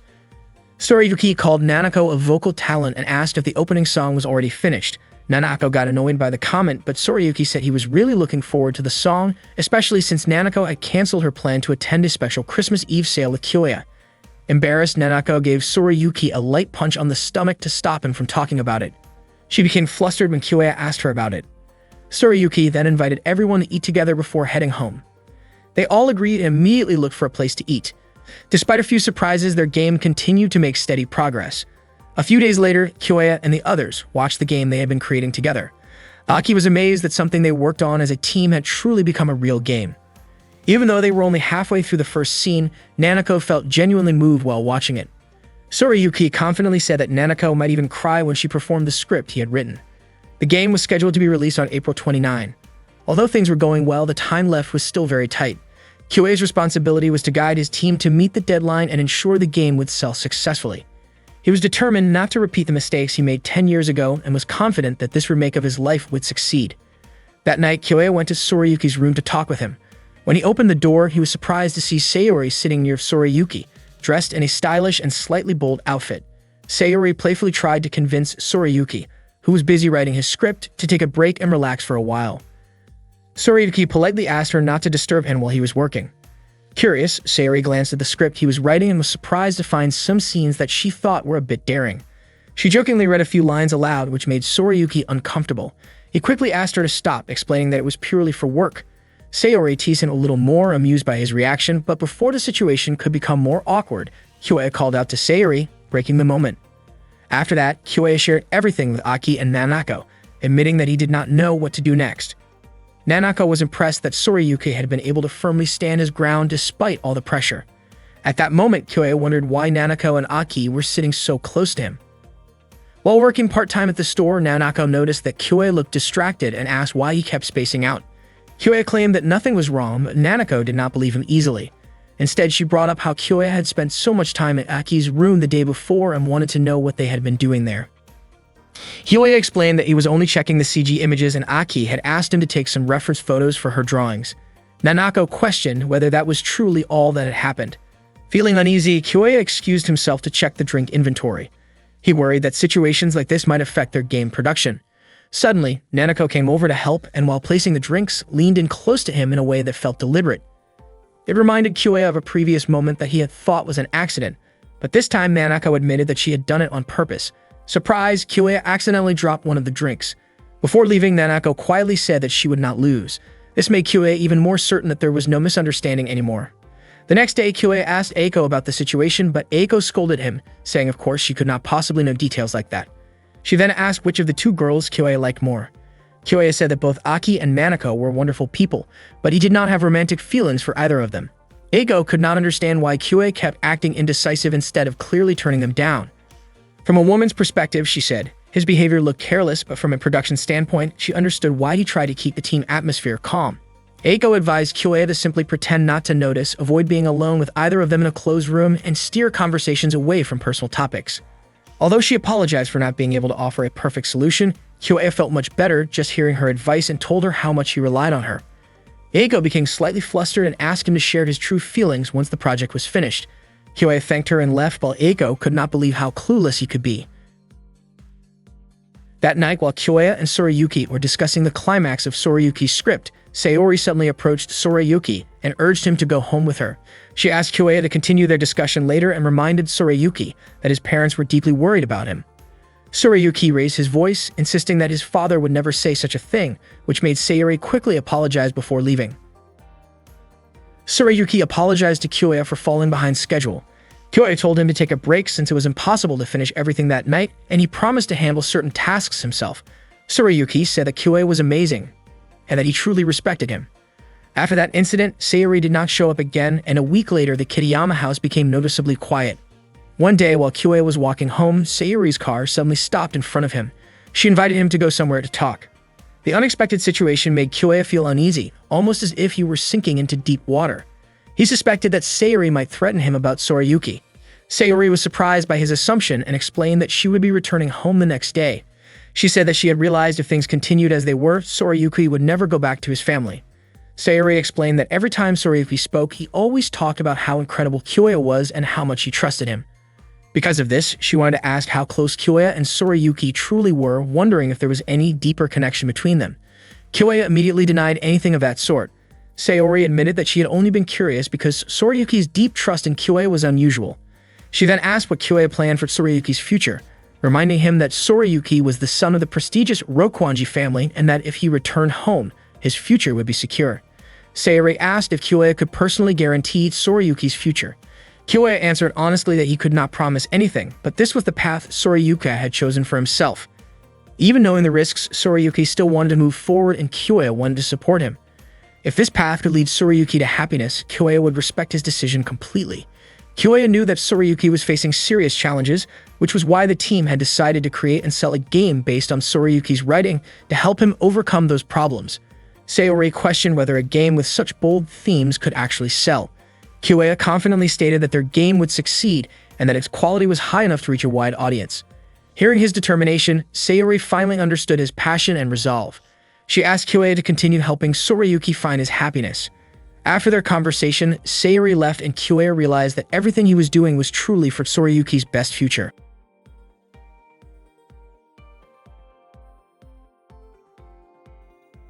One month before the game's launch, the project created by Kyoya and his friends was almost complete. Kyoya hoped that everyone would stay focused and push through until the very end, encouraging them to give their best together. At that stage, the game's scenario still lacked about 1/3 of the content, the illustrations were missing about 1/4, and 3 songs were still unfinished. In Kyoya's opinion, if they didn't make compromises in certain areas, the game would never be completed on time. However, he also realized that he had been pushing his friends to follow many of his own personal decisions. This made him recall the failures he had once experienced in his future life. Kyoya reassured himself that this game needed to be finished, especially for Tsurayuki's sake. That night, Kyoya asked Nanako to create background music that matched the sample melody he provided. Nanako eagerly agreed to work on it, even though it meant the music wouldn't be completely original. Afterward, Kyoya went to Aki and requested a layout adjustment, asking her to prioritize the climax of the game and focus on highlighting the characters' facial expressions in the final scene. He asked Aki to follow his instructions carefully, and she happily accepted the task. Next, Kyoya approached Tsurayuki to request changes to the script. Tsurayuki pointed out that the revisions Kyoya wanted were different from the plot he had written. Kyoya explained that the changes were necessary to ensure the game could be finished on time.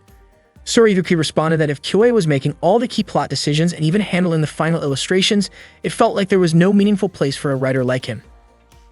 Kyoya countered by saying that the heart of the game existed precisely because of Tsurayuki's writing. He also reminded him that in commercial game development, directors often manage the plot and only a handful of writers handle everything on their own from start to finish. Kyoya emphasized that their top priority had to be completing the game and selling it at the upcoming event. Although Kyoya felt guilty for pushing Tsurayuki so hard, he believed this was the best plan to finish on schedule. He pleaded with Tsurayuki to trust him and follow his lead. Tsurayuki agreed, admitting that Kyoya was always right and that he knew Kyoya was doing everything for his sake. Kyoya told him that for the sake of their future, they needed to make compromises from that point onward. The next day, Kyoya rode the train with Keiko and Nanako to a recording studio. He explained that the scenario phase was now complete, which meant they could move on to voice recording that week. Keiko was almost in disbelief. She remembered how far behind they once were, yet now the illustrations looked better than ever. Jokingly, she even asked if Kyoya had used magic. Kyoya admitted that he had simply asked the team to prioritize progress. During the trip, Nanako looked extremely nervous. Kyoya thought performing in a festival concert was far more nerve-wracking, but Nanako turned out to be more tense about the recording session. Once the recording began, everything went smoothly and Nanako ended up enjoying the process a lot. Both Keiko and Kyoya were happy to see her having fun. On their way back, Keiko mentioned that the audio director had been surprised and asked where she had found someone like Nanako. Nanako blushed at the compliment, while Kyoya felt grateful for trusting his own approach and realizing his decision had not been wrong. The following day, Kyoya and Eiko visited Takashi to borrow a computer again. Takashi taught Eiko about the differences between various editing software programs. Eiko quickly understood the explanations and began editing game materials. Takashi whispered to Kyoya that Eiko was an outstanding student who could grasp concepts incredibly fast. He was confident that if she kept at it, Eiko could become an exceptional editor someday. Suddenly, Aki called Kyoya and asked him to come home immediately. When he arrived at the Kitayama house, Elki excitedly shared a new idea she wanted him to see. She proposed adding a short but powerful line of dialogue for the male character, suggesting that his hands should be shown while speaking. Kyoya pointed out that clenching his fist was something the protagonist often did when he was serious about something. Kyoya admitted that it was a great idea, but their illustration schedule was already in chaos, so adding more work would be unrealistic.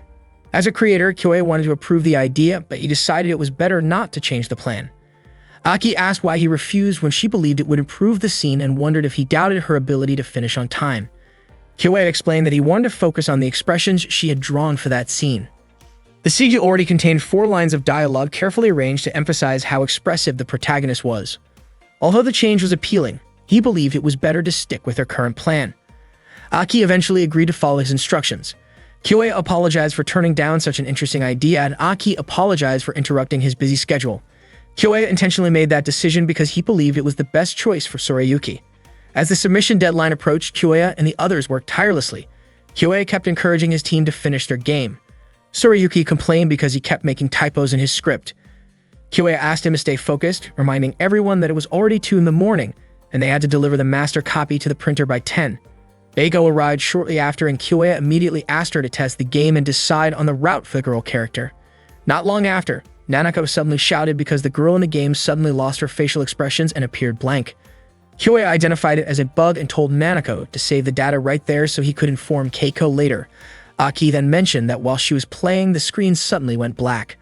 Kyoei explained that the game had crashed and said he would let Keiko know about it as well. Just then, Keiko appeared, noticing that many issues seemed to be popping up. She cheerfully offered to help. Kyoei explained that there was a problem with the facial expressions.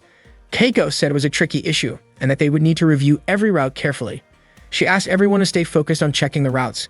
Kyoei quickly instructed Aki to restart the computer and test the routes while also checking the artwork. He also asked Eiko to skip through the dialogue to inspect the art more quickly, but Eiko reported that the game crashed again when she reached a branching choice. Keiko suggested reviewing a little further back in the code to find the source of the problem. The team continued to report various issues. Tsurayuki kept finding typos, Nanako noticed that half of a background scene disappeared, and Aki encountered damage across multiple displays. Eiko asked Kyoei what she should do next.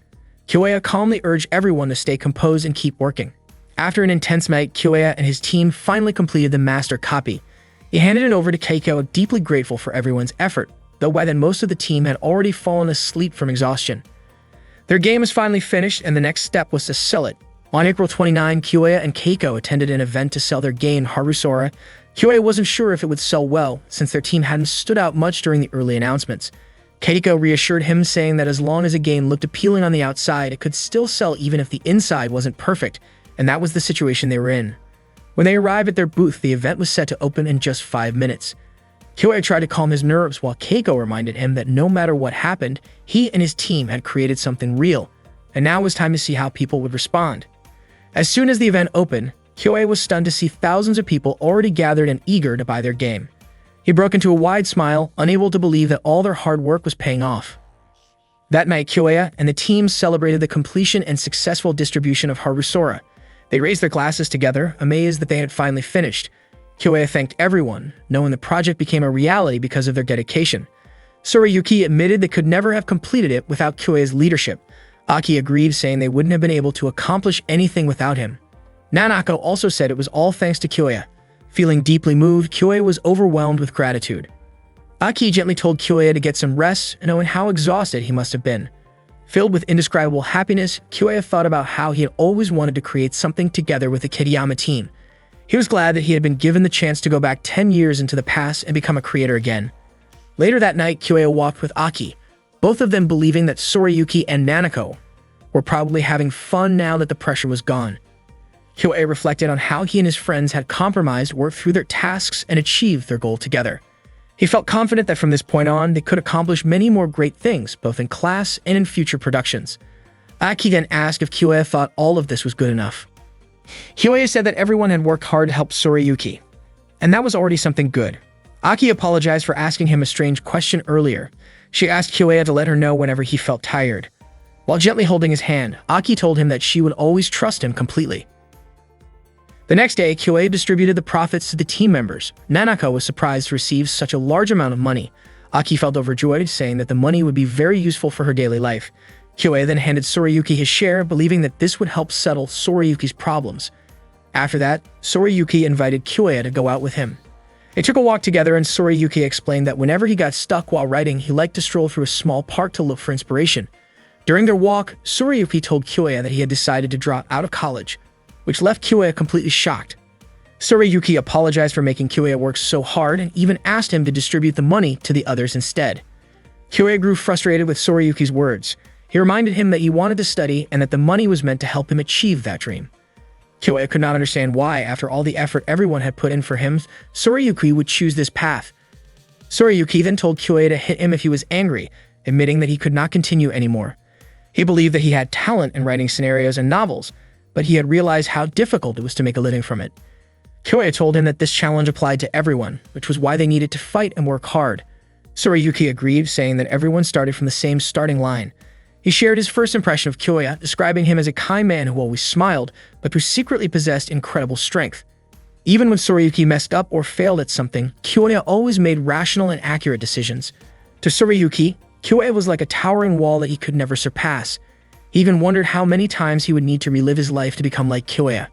Soriyuki had considered working part-time to pay for tuition while continuing to follow Kyoya, but he felt like a fool for always relying on Kyoya's help. Despite Kyoya running around managing everything on his own, he would still praise everyone for their teamwork, which made Soriyuki feel defeated and hopeless. He realized that he could do nothing without Kyoya, and because of that, he felt that he could no longer stay there. Kyoya disagreed, insisting that Soriyuki was wrong. He explained that he truly believed in Soriyuki's writing and had always tried to find ways to shine a spotlight on him. Kyoya admitted that he could not do any of it without Soriyuki, but Soriyuki, in turn, believed that Kyoya would be able to accomplish things on his own. Soriyuki revealed that he had thought of a pen name inspired by his family's hometown. Despite everything that had happened, that place was where he had grown up. He even included part of Kyoya's name in it. The pen name was Kawaii Kyoichi, which could be interpreted as Kyoya No. 1. Kyoya was startled to realize that this name belonged to one of the Platinum Generation. After saying this, Soriyuki walked away. Kyoya shouted desperately as the rain poured down on him. He could not understand what mistake he had made. Not long after, Keiko approached him and asked how things had ended up like this. Kyoya confessed that he had only wanted to reach a future 10 years ahead. That was why he believed that the time leap had been his chance. He explained that he chose to enter art school, learn, and create something with the Platinum Generation, hoping to help them. But instead, everything had turned out differently. Kyoya finally realized that the Platinum Generation had become stars in the future even without him. By jumping through time, he had carelessly disrupted the lives of the Platinum Generation, unintentionally altering Soriyuki's future as Kawago Kyoichi. Kyoya no longer knew what he should do and asked Keiko for help. One day, Kyoya woke up in an unfamiliar place. A little girl approached him and called him Dad. Kyoya did not recognize her at all. The girl introduced herself as Hashiba Meiki. Meiki looked confused, wondering why her father's expression seemed so strange. Kyoya was stunned to realize that Meiki was his daughter. Meiki quickly called out to her mother, saying that her dad was acting weird. Kyoya immediately checked the time on his phone and discovered that he was now in the year 2018. Soon after, Aki, who turned out to be Meiki's mother, appeared and greeted him. That morning, Kyoya was having breakfast with his wife and their little daughter.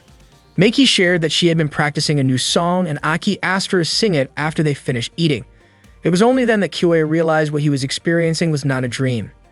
He had woken up to the morning of May 13, 2018, and somehow, he was already married to Aki and had a daughter. What shocked him even more was that he had no memory of anything leading up to this day. Kyoya, who originally came from the year 2016, had once leaped 10 years into the past, and now he found himself jumping forward to 2018. While he sat lost in thought, Aki called his name and asked why he was only nibbling on his bread. Meiki quickly reminded them not to be picky with food, just as Kyoya himself had once taught her. The whole situation felt unreal to him. Suddenly becoming a husband and a father overnight was beyond anything he could have imagined. After breakfast, Kyoya immediately tried to figure out what was happening. He discovered that he and Aki were living in Noborito.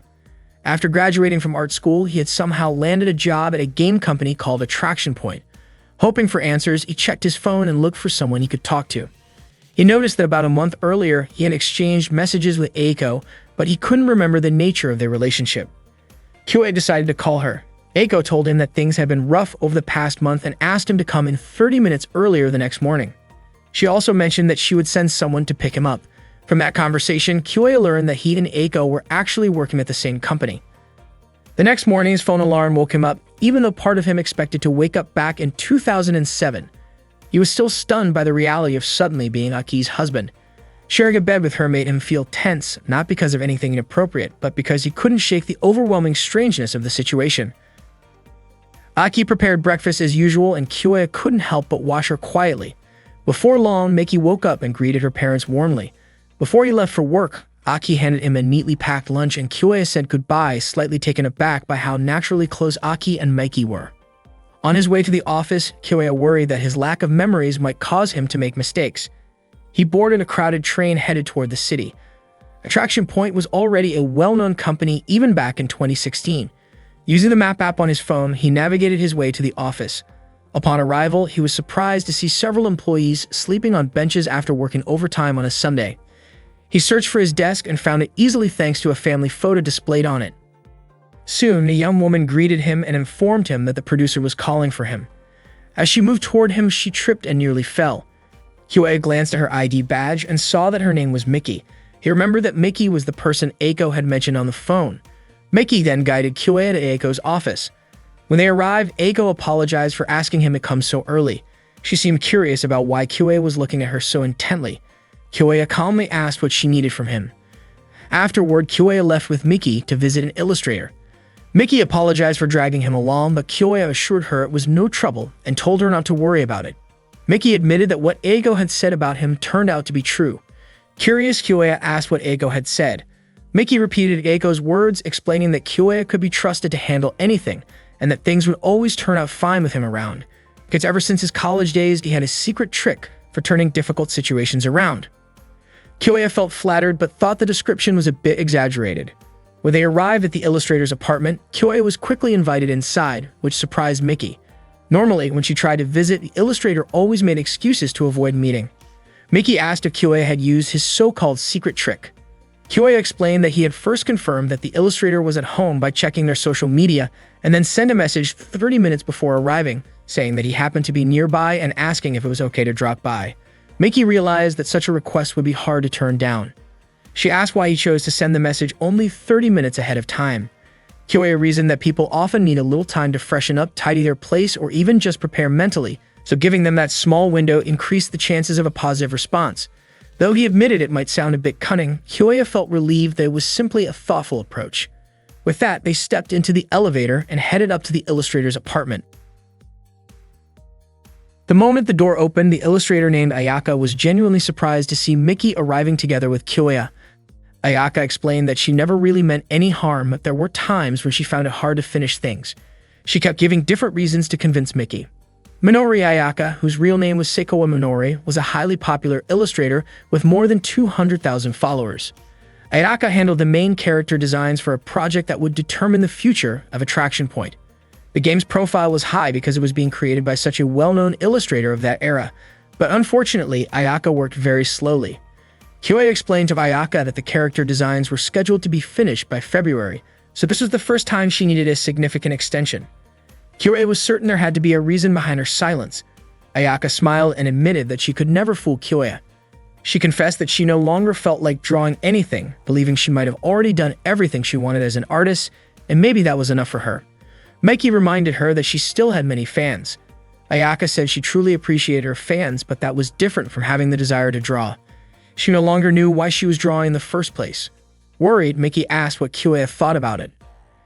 Kyoya looked at one of Ayaka's new illustrations and commented that it was beautiful and slightly different from her usual style, but it also felt like something she had been drawing for a long time. He said the style fit the project's theme perfectly, and that it impressed him deeply. Hearing that, Ayaka felt delighted and couldn't believe Kyoya genuinely liked her work. Overjoyed, she admitted that she had drawn in the style she used back when she first started drawing, trying to return to her starting point. Ayaka also mentioned that there was an artist she once idolized and this style was inspired by that artist. Remembering those early days gave her a small spark of motivation again. She then asked Miki to repeat the schedule they had discussed earlier. Seeing Ayaka regain some enthusiasm made Kyoya feel relieved. Kyoya realized that this outcome was slightly different from the future he had imagined, but in this world there were still things he could do. He felt happy to work with such a talented creator like Ayaka because it meant that one of his dreams had come true. That night, Kyoya had dinner with his family. Looking at his wife and young daughter, he realized this might be what people meant by happiness. At that point in life, he had a beautiful wife, an adorable daughter, and a steady career. Seeing the peaceful smile on his face, Aki asked if something good had happened at work. Kyoya shared that he had met Ayaka earlier that day. To his surprise, Aki didn't recognize the name of the now famous illustrator. Kyoya mentioned that registration for the upcoming summer comic market would soon begin and casually asked if Aki planned to sign up. Aki looked surprised and reminded him that she had stopped drawing a long time ago. Hearing this shocked Kyoya and he asked her why. Aki admitted that she simply had nothing she wanted to draw anymore. Her words immediately reminded Kyoya of Ayaka's earlier statement, which was almost exactly the same. He couldn't believe how things had turned out like this. At that moment, their daughter Meiki commented that her father was acting strangely. Aki gently explained to Meiki that her father was just a little surprised. Kyoya still couldn't understand why Aki had given up on drawing, as it felt impossible to him. The next day, Kyoya's supervisor expressed his concerns. He told Kyoya that Ayaka should have been convinced to draw as usual. Meiki explained that Kyoya had already encouraged Ayaka to start drawing again, but the supervisor insisted that they needed more than just a schedule. Without a single new character design, production couldn't even begin. He reminded Kyoya that he was usually the one who would handle everything and asked him to resolve the issue with Ayaka. Eiko apologized to Kyoya, saying that this should have been her responsibility, but instead, he was the one being blamed. Kyoya reassured her that it was fine and not a big problem. That afternoon, Kyoya invited Eiko to have lunch with him at a park. Eiko said that if she were still the same as before, she would have scolded the supervisor, but now she felt like her fangs had completely dulled. Kyoya disagreed, saying that it wasn't true. Being a producer meant Eiko couldn't act impulsively anymore. He told her she was still the same person as before, pointing out that her lunch was always well-balanced and varied even though she was incredibly busy. Eiko laughed and admitted she just cooked whatever came to mind, while Kyoya's lunch was the one that was carefully prepared every day. She said it was hard to imagine that Aki was the one making Kyoya's lunches, considering how things were back in their college days. Kyoya recalled that Aki used to struggle with cleaning and cooking, and after 11 years, he still didn't fully understand why Aki had given up on becoming Ekishima Shino, her artist name, and instead chose to become his wife. Kyoya also remembered that back in 2016, Eiko was working as a leader in the creative industry Saxibi, holding a position even higher than before. After finishing lunch, Eiki quickly left because she had work to do. Kyoya realized that the cause of this change was his enrollment in Unaka Arts in 2006. There was no explanation suggesting that this world was simply an extension of what happened before. That afternoon, Kyoya watched Nanako's live-streamed video. In the video, Nanako admitted that it was her final stream. She apologized to everyone who had listened to her streams all this time, saying that she no longer knew the reason why she kept singing. Kyoya was completely stunned and could hardly believe what was happening to Nanako. After that, Kyoya became curious about Sorayuki and tried to look up information about Caligo Kyoichi. However, he found nothing. He then discovered that Sorayuki had not written any novels. Kyoya remembered the time when Sorayuki decided to drop out of college and confessed that he felt he could not achieve anything without Kyoya. Kyoya began to feel that the fates of his friends during that time had changed because of him. After work, Kyoya was overwhelmed with guilt. In the past, his intention had been to remake his life into a more ideal future. Because of that, he had decided to do everything he could with his special friends, who each had remarkable talents. He also wanted to get closer to the brilliant Platinum generation. However, his actions had taken away their dreams. The future he had created was one where only Kyoya was truly happy. He broke down in tears, feeling deeply guilty. When he arrived home, Aki was shocked to see the state Kyoya was in, to the point that he was heavily drunk. Meiki complained about the smell of sake on her father. Kyoya apologized to Aki, and she understood that something very difficult must have happened to him. Kyoya kept apologizing, saying that everything was his fault. Aki and Meiki could not understand why Kyoya suddenly cried like that. After Meiki had fallen sound asleep, Aki invited Kyoya to talk. She still had not explained to him why she had stopped drawing. Aki shared that their game project Hazara had been sold, and even without Sorayuki, they continued making games. However, midway through the process, Aki began to lose confidence and question the purpose of her art. Kyoya realized that it must have been because he had rushed to complete the game at that time, which caused Aki's individuality as a creator to be reshaped according to his priorities. If things kept going that way, Aki's desire to draw would fade away. Even so, Aki said that Kyoya had simply done what he could and worked harder than anyone else, so it was not a matter of blame. She admitted that drawing felt lonely when there was no one around. In the past, she would draw and Kyoya would praise her. If she showed her work to the world, more people would praise her too, even if she felt unsatisfied and unsure of what she was doing. That constant uncertainty was what always frightened her. Kyoya finally understood the loneliness that only Aki could feel, a loneliness he had failed to notice. Aki hugged Kyoya and comforted him, while Kyoya cried and felt a deep sense of regret toward her.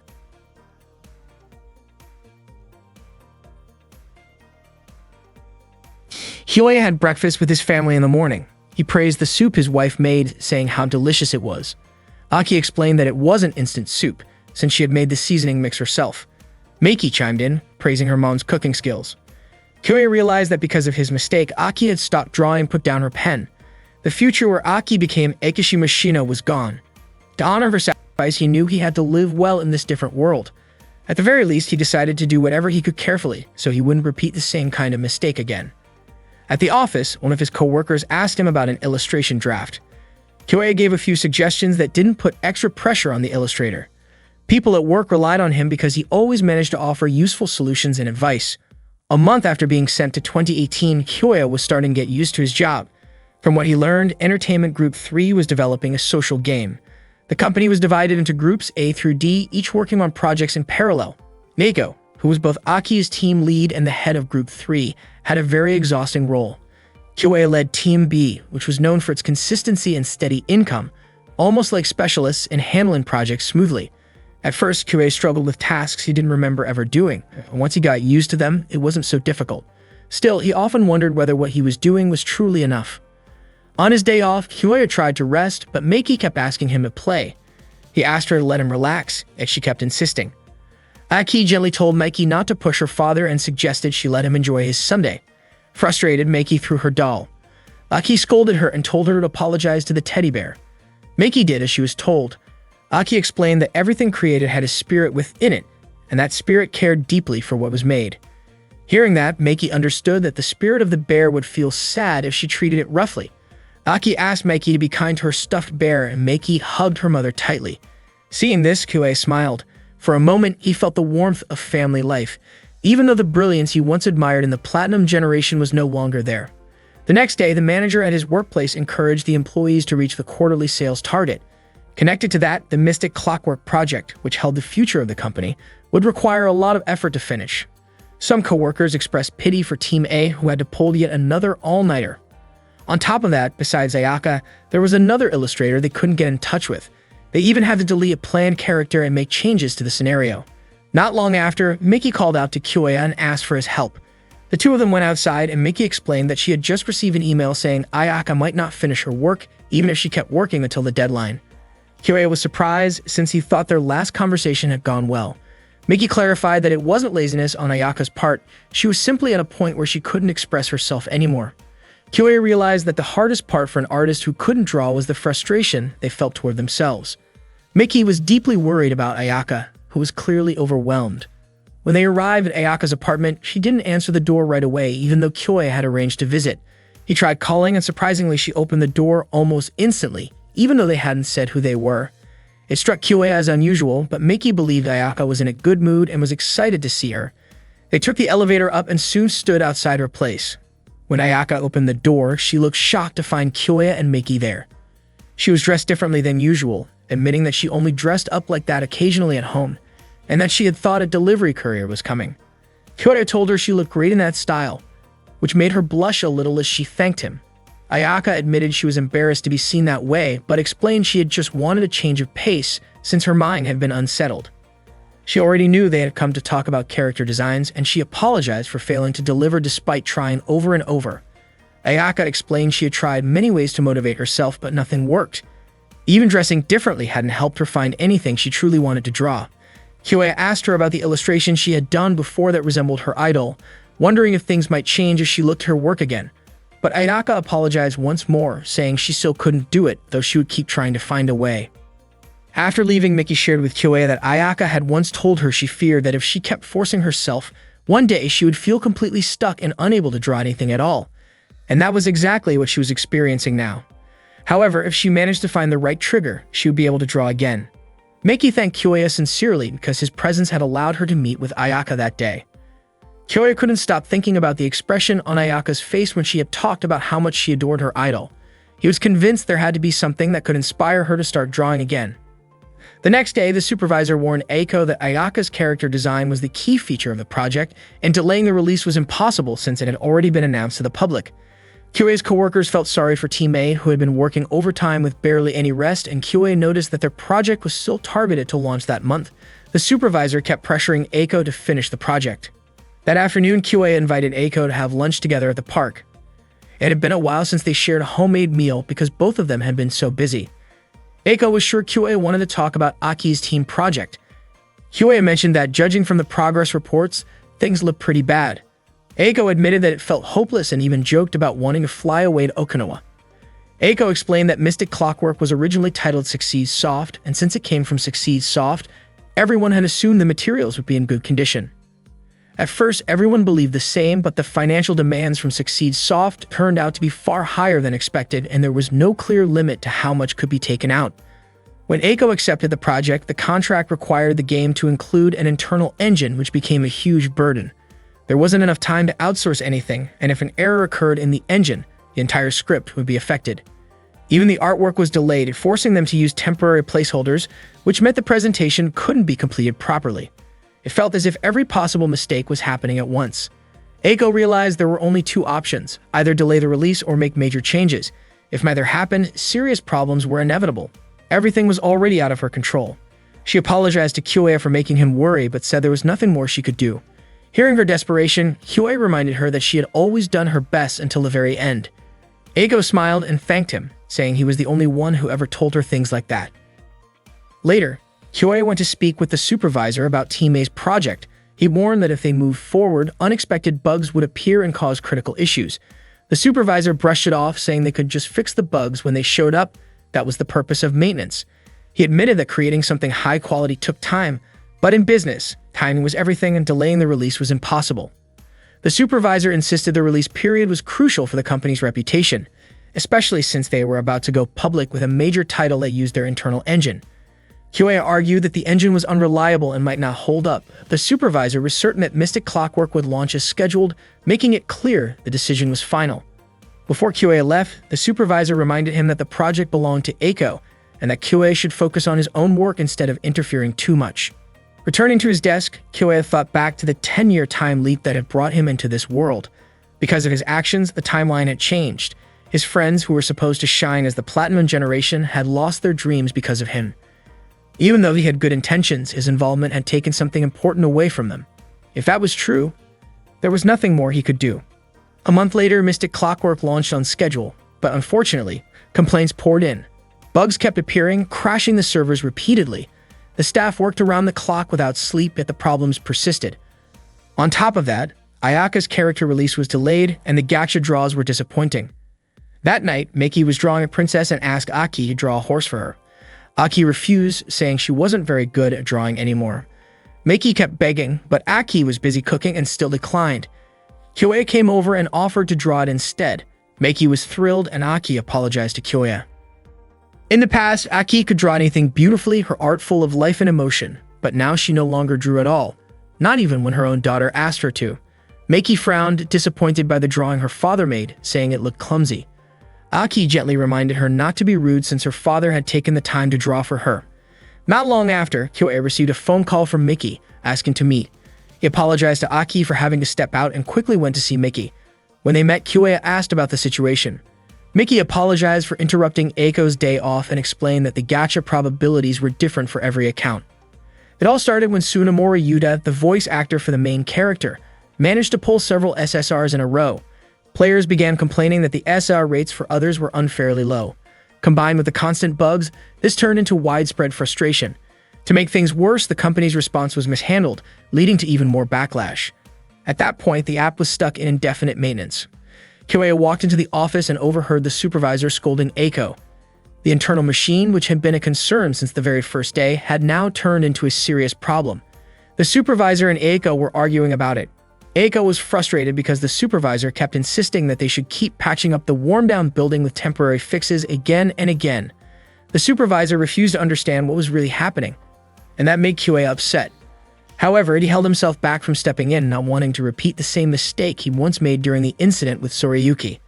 Miki quietly wished that Kyoe would do something. At that moment, the supervisor ignored Eiko's reasoning and simply demanded that she finish dealing with the issue quickly. Kyoe apologized to Miki, saying he couldn't do anything, and returned to his desk. He decided to stay out of it in order to avoid making another mistake and to protect other possible outcomes. While at his desk, Kyoe came across news online about Nanako posting a new video. Curious, he clicked to watch it. The video was titled Reason. In it, Nanako apologized and shared that although she had once given up, she was now uploading again with an original song. She talked about how, back in college, someone had encouraged her to sing, and that encouragement reignited her desire to perform. Thanks to that person, Nanako discovered something she truly wanted to pursue.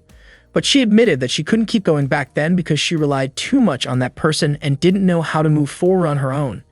When that person eventually left, Nanako lost motivation and felt like giving up. Even so, she said she didn't want to deny everything that person had done for her, so she made the decision to sing again. Her voice in the video reminded Kyoya of the time Nanako sang at the festival. He wondered whether the things he had done in the past could ever be forgiven, but in a world filled with mistakes, he felt that this was a small piece of salvation. It wasn't about Nanako being a famous singer. It was about Nanako continuing to sing and refusing to give up on something she truly cared about. Hearing that, Kyoya felt deeply happy and thankful. Not long after, Kyoya heard the argument between Eiko and the supervisor escalate once more. He was shocked when the supervisor declared that nothing could be done except to follow his orders. At that moment, Kyoya suddenly stood up and shouted that he would take action himself.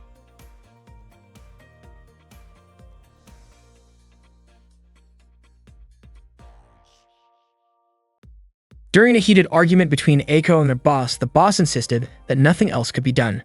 But Kyoya suddenly shouted that he would take action and then walked confidently toward them. Meiki felt relieved, knowing that Kyoya was willing to step in and help with the issue. The boss, startled by his sudden outburst, asked why he had raised his voice like that. Kyoya simply said that he felt motivated. The boss was pleased that Kyoya was ready to handle the problem as he usually did.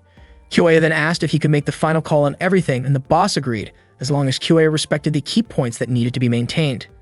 Out of nowhere, Kyoya announced that the game Mystic Clockwork would be swapped with another title. The boss was stunned by this unexpected decision. Kyoya explained that most of the bugs came from the game's internal engine.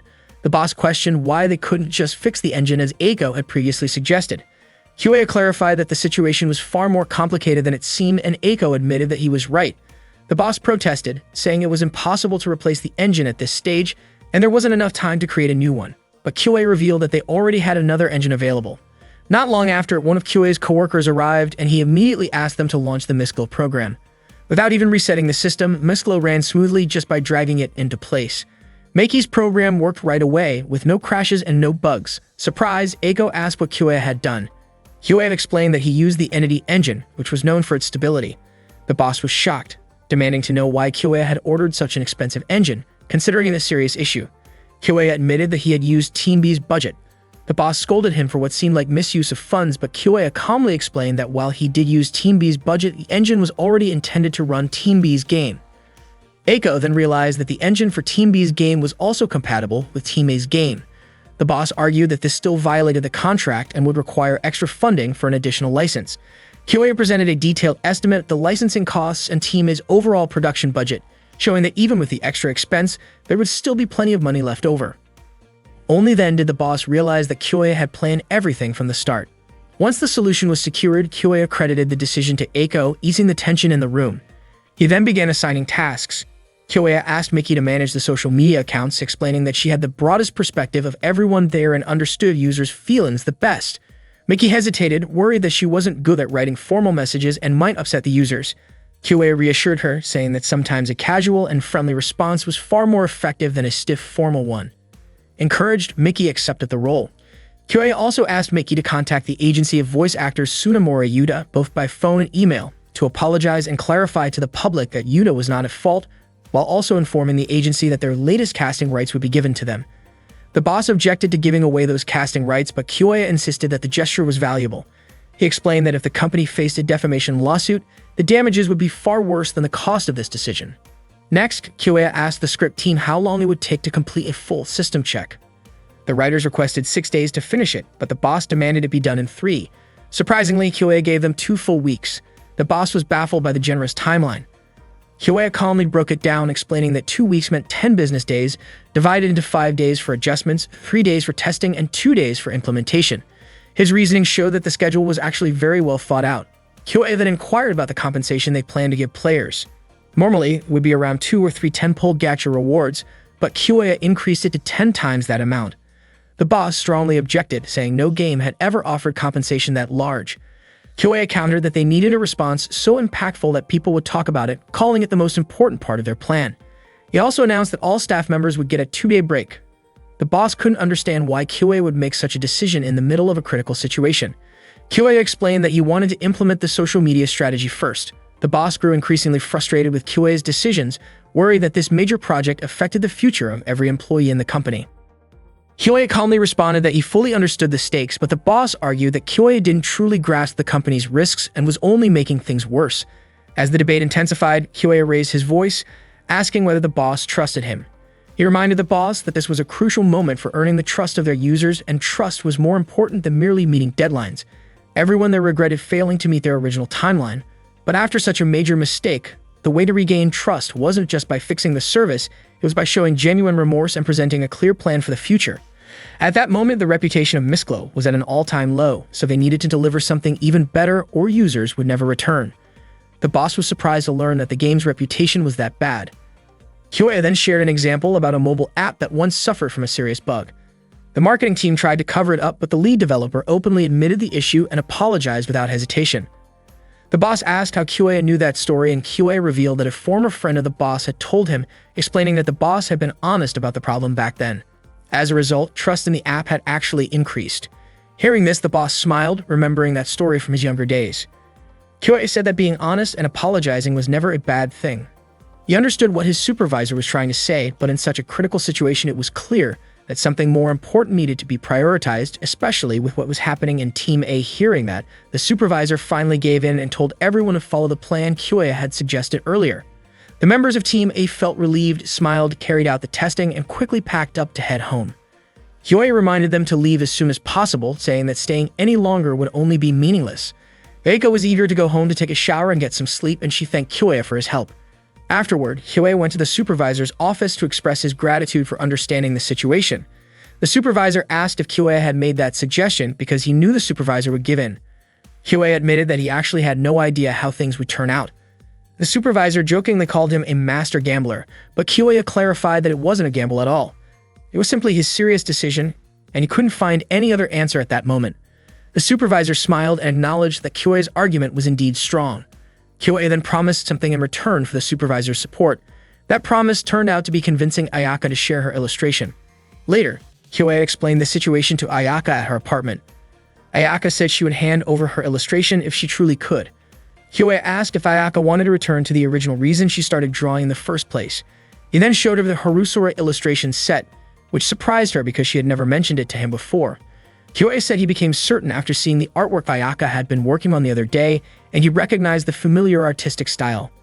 Ayaka admitted that back in high school she once thought about quitting art because her teacher told her that while her rough sketches and color compositions were good, her work was purely technical and lacked any real charm. That comment left her depressed and made her resent art for a while. Later, an upperclassman who loved games introduced her to Harusora.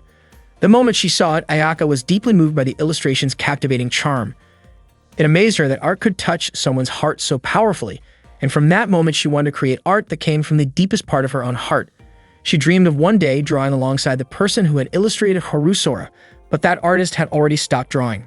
Kyoei apologized to Ayaka, but she said she felt as though she had been saved by art for a second time. Suddenly, Ayaka asked for 1 week to complete the rough draft and a few more days to finish the lines and colors. Kyoei was surprised but happy to hear her determination. Ayaka said she truly wanted to draw and believed she could. The next day, Miki excitedly told Kyoei that Ayaka had contacted her and agreed to work on another character. Kyoei was thrilled to hear the news. Within a week, survey results were released, showing that the system was stable and the new character was well received. Kyoei thought they had just escaped a crisis, but in reality, the team was only getting busier. Miki reassured Kyoei not to worry because Eiko had already prepared a detailed manual thick enough to keep everything running smoothly, even without a leader. Kyoei praised Eiko for being amazing, but Miki pointed out that everyone actually thought Kyoei was the impressive one for turning the situation around, something not everyone could do. Kyoei decided he wanted to have lunch with Eiko, but Miki informed him that Eiko's flight to Okinawa was scheduled for 1 p.m. Realizing he was running out of time, Kyoei quickly told Miki he would take the afternoon off and rush to the airport in a taxi. On the way, he reflected on his mistakes. Once again, he had interfered in a place where Eiko was the one in charge, unintentionally putting her in a difficult position and possibly straining the trust of her team. The incident reminded him of what had happened with Sorayuki, and he couldn't understand why he kept making such foolish decisions. When Kyoei arrived at the airport, he couldn't find Eiko and felt guilty for failing to support her a second time. After a short while, Eiko appeared, surprised to see him there, and handed him a drink. She wondered why he hadn't just called instead of coming all the way to the airport. Eiko said there was no way she could stop working after Kyoe had turned the situation around so brilliantly, because it would feel wrong not to respond to that effort. She was curious why Kyoe worried about her so much. Kyoe admitted that he was afraid Eiko might leave just like the others had. He blamed himself for the times when his friends had given up on being creators. Kyoe realized that even though he had tried to help them, in the end he might have only caused them more pain. Eiko was puzzled about why Kyoe kept saying that he was at fault and worthless, especially when he believed that everyone's suffering was because of him. Kyoe even said that he should not have been there in the first place. Suddenly, Eiko hit Kyoe with her bag, leaving him confused about why she acted that way. Eiko admitted that she was frustrated with him. She said that Kyoe had always been an exemplary student who was honest and straightforward, and that alone made her feel small in comparison. Eiko questioned why Kyoe never asked anyone for help and why he always tried to handle everything on his own. She asked why he never leaned on others when he felt uncertain. She brought up how, in the past, he went after Sorayuki by himself, why he wrote the script even though it was not his area of expertise, and why he never looked for a replacement writer. She also mentioned how he stayed silent when Aki wanted to stop drawing and when Nanako was frustrated and wondered who ever told him that he had to carry everyone's future on his shoulders. Nobody had ever asked that of him, yet he still blamed himself to the point of becoming depressed and broken. Eiko could no longer hold back her tears as she spoke. She told Kyoe that he was a hardworking person who always put others first and constantly tried to help everyone around him. That was the very reason why all of them wanted to create something together. She said that when everyone laughed, they all laughed together. But when it came to crying, Kyoe cried alone. In reality, he had not done anything wrong. Eiko grabbed Kyoe's collar and told him to be confident. She asked him if his very existence was wrong, then questioned whether his existence to help others was also wrong. Eiko reassured him that he was amazing and that she could guarantee it. Among all the people she had ever met, Kyoe was the most generous, interesting, and unpredictable, and that was what made her like and admire him. She asked him to stop being so pessimistic. When Eiko realized that people were watching them, her face turned red with embarrassment. She asked Kyoe to forget what she had just said about liking and admiring him. Kyoe thanked her, and the two of them gradually calmed down and shared a drink together. Eiko said that if she could go back to the past, she would do everything she could help Kyoe, but she believed that the Kyoe from back then probably would not have asked for her help anyway. She felt that she had never truly helped him, and if there were such a thing as reincarnation, she would definitely help him in the next life. Kyoe told her that he would rely on her.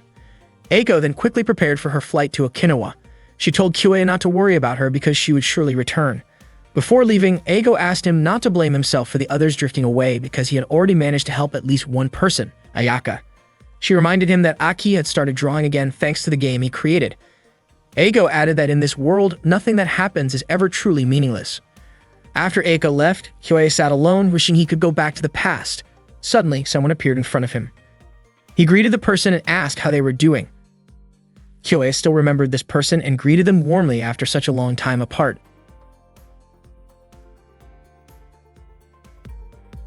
Kyoe met Keiko again right after the plane carrying Eiko took off. Keiko asked if Kyoe knew that the time had finally come, and he nodded in agreement. She then asked if he was sure about going back to the past, even though it seemed like he was already happy in his current life. In this present world, Kyoe had a loving wife and a daughter, and he was a dependable person at work. Keiko questioned whether he truly wanted to throw away that happiness just to return to the past. Kyoe admitted that he was not choosing to go back because he wanted an easier or happier life. He said it was not about being romantic with a girl or using some kind of shortcut to become a hero. Instead, he wanted to face challenges, feel pain, experience despair, and struggle together with his friends. More than a happy future, what he really desired was to share those moments with them again. With tears streaming down his face, Kyoe expressed his deep wish to return to that time with everyone. Keiko handed him a handkerchief and told him that his expression was starting to look better. Kyoe wiped his tears. Keiko then invited him to begin the journey back to the past, but Kyoe suddenly stopped her. She asked why he hesitated and wondered if perhaps he would miss the world he was about to leave behind. Kyoe explained that during those months in the present, he had met many people and formed thoughts about them. He no longer had regrets, but there were still people he wanted to say goodbye to. Understanding his feelings, Keiko gently encouraged him to go to them quickly. That evening, Kyoe rushed home. When he arrived, his daughter Meiki greeted him with a cheerful smile. Kyoe asked what she wanted to tell him. Meiki excitedly shared that her mother turned out to be very talented at drawing. Kyoe was surprised by this revelation. Meiki then showed him a drawing that her mother had made, and Kyoe was stunned by the artwork. which clearly reflected Aki's artistic style. Not long after, Aki came over feeling embarrassed that Meiki had shown the drawing to Kyoya. He asked Aki what had happened and why she had started drawing again. Aki explained that she had tried playing the game Kyoya once mentioned Miss Glow. She said that Ayaka's illustrations in the game were so beautiful that she felt inspired to draw again. Hearing this reminded Kyoya of something Eiko once said, that he had successfully helped at least one person, which was Ayaka. This memory filled him with emotion, and he hugged his wife and daughter tightly. Aki and Maki, however, could not fully understand why he was acting that way. Later that night, before going to bed, Aki talked with Kyoya. She admitted that it felt strange. After such a long time of not drawing, the sudden urge to create art had returned so naturally, sparked by something small. Kyoya apologized, but Aki reassured him that he did not need to say sorry. She said she was grateful for the life they shared. Even though she once thought she could never draw again, having Kyoya and Maki in her life made her feel that everything would be alright. Aki reflected on how days kept passing and she had convinced herself it was fine.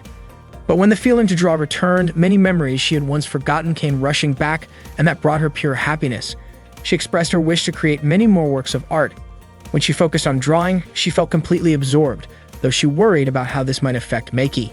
Kyoya leaned closer and assured her that he would always support her in any way he could. He encouraged her to keep drawing. Aki thanked him sincerely and said she dreamed of creating something large and ambitious. At first, she planned to start small by working with simple backgrounds, but eventually, she wanted to draw something much bigger and grander, like wide landscapes, striking buildings, and even characters. She admitted that she was not sure what kind of characters were trending at the moment, but she wanted to see other artists' works, and simply imagining it all already made her happy. The next morning, Kyoya and his small family had breakfast together. A warm smile spread across his face as he kept gazing at Aki and Meiki, soaking in the joy of the moment. After they finished eating, Kyoya said goodbye to his wife and daughter. Aki reminded him to stay safe on the road, and Meiki cheerfully wished him a good day. Suddenly, Kyoya looked sad and hugged them both so tightly that Meiki let out a small sound of discomfort. He thanked them both with deep emotion before finally letting go and heading out. Once Kyoya stepped outside, Keiko was already waiting for him. They sat together on a park bench and talked. Keiko pointed out that Kyoya often described his ability as if it were something dirty, like a cheat or an unfair advantage. But she knew that he had never used it in a harmful way. He had never tried to hurt others with his knowledge or take advantage unfairly. Instead, he chose to rely on his own strength and always acted while thinking about other people, which was why everyone trusted him. That was the reason Eiko and Aki were so grateful to him, and Keiko was certain that Nanako and Soriyuki felt the same. Kyoya said he hoped that was true. Keiko reminded him, however, that he was not really a hero. He was more like an outsider who suddenly appeared and tried to change a future that was originally meant to unfold differently. She believed that deep down he acted not for selfish reasons, but because he genuinely wanted to help. Kyoya admitted that he had started to see how arrogant he might have been, thinking he could play the role of a savior by using his ability for others. In reality, it was just his ego. He decided that instead of acting superior, he would choose to trust his friends and take things seriously for his own sake. Keiko smiled and called him the protagonist, the one who was about to start everything over again, even if it meant beginning from a difficult place. With that, Keiko guided Kyoya back to his past once more. In another time, Kyoya awoke from his sleep to see Nanako rushing toward him. She quickly called out to Aki, then asked if he was alright. It turned out that Kyoya had fainted in front of the house earlier, which had worried everyone. Kyoya said that he was home and Nanako greeted him. Not long after, Aki walked over to check if Kyoya was doing okay. That night, Nanako shared some bad news with Kyoya, telling him that Soriyuki had decided to drop out of college. Nanako explained that Soriyuki had said goodbye to her and Aki before Kyoya returned. Aki asked what had really happened to Soriyuki. Kyoya understood the situation and invited Aki and Nanako to think about their future together. After that, he stepped outside and Aki asked if he would be coming back soon. Kyoya assured her he was not going anywhere. He went to the place where he had once talked with Soriyuki, determined to start changing fate so that he would no longer live with regrets. Kyoya knew he was not always right. He was not a hero and not someone fighting for justice. He was simply chasing the things he believed in and wanted to create something meaningful. That was why he had gone back 10 years into the past. What he carried with him was not some kind of cheat ability, but a passion he might never have again. At that moment, the remake of their lives began as Kyoya moved forward toward a brighter future. The next morning at the university cafeteria, Kyoya sat alone looking gloomy. Genkiro suddenly surprised him, laughing and asking why Kyoya looked so down. Genkiru jokingly guessed that maybe Kyoya was feeling overheated. Kyoya said he was fine, but Genkiru encouraged him to speak up if he was feeling exhausted. Genkiru even offered to recommend a lighthearted Bisuyo game that might help Kyoya laugh at himself when he was feeling low. After that, Kyoya went to watch Mikio singing and Masaru dancing together in their club. Their great performance cheered him up a little. Takashi commented that Kyoya suddenly looked older, saying that it was something others could notice even if Kyoya himself did not.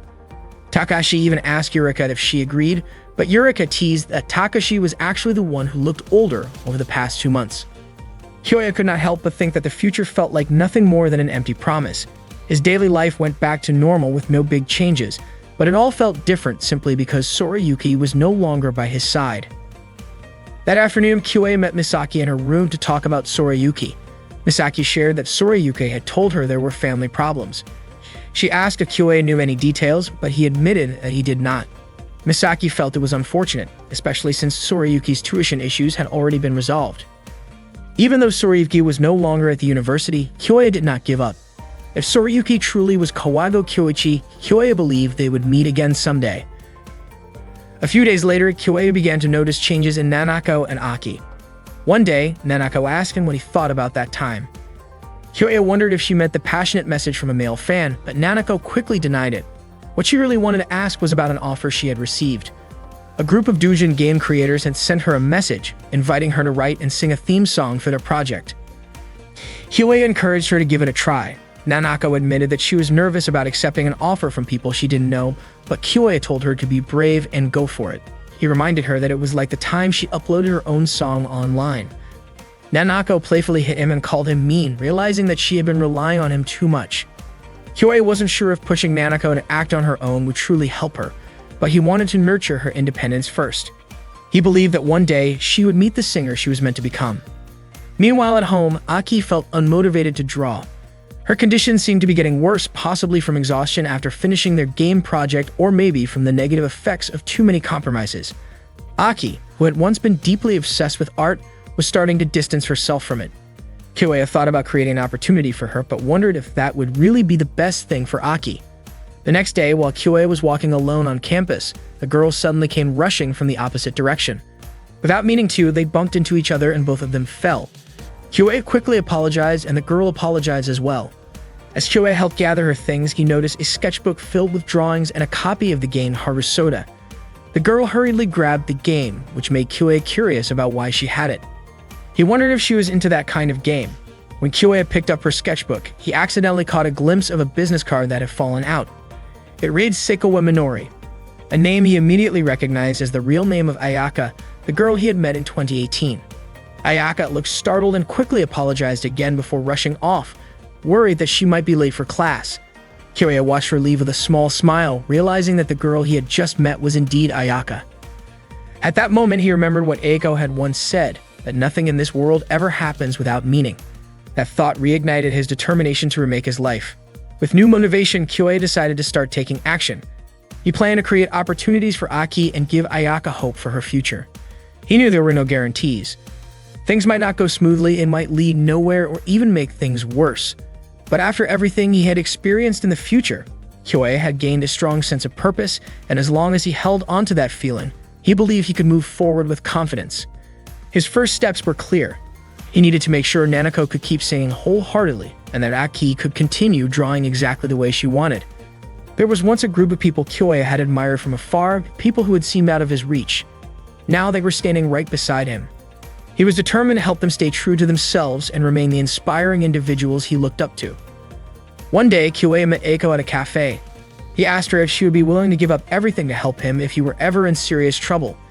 Eiko, surprised by such an unusual question, teased him by saying he might need to get checked at a hospital because it wasn't like him to ask something like that. Still, she assured him that if he were ever in trouble, she would definitely help. Later, while Kyoya was walking home and passing by a theater studio, he unexpectedly ran into Sorayuki. Both of them were caught off guard and stared at each other in surprise.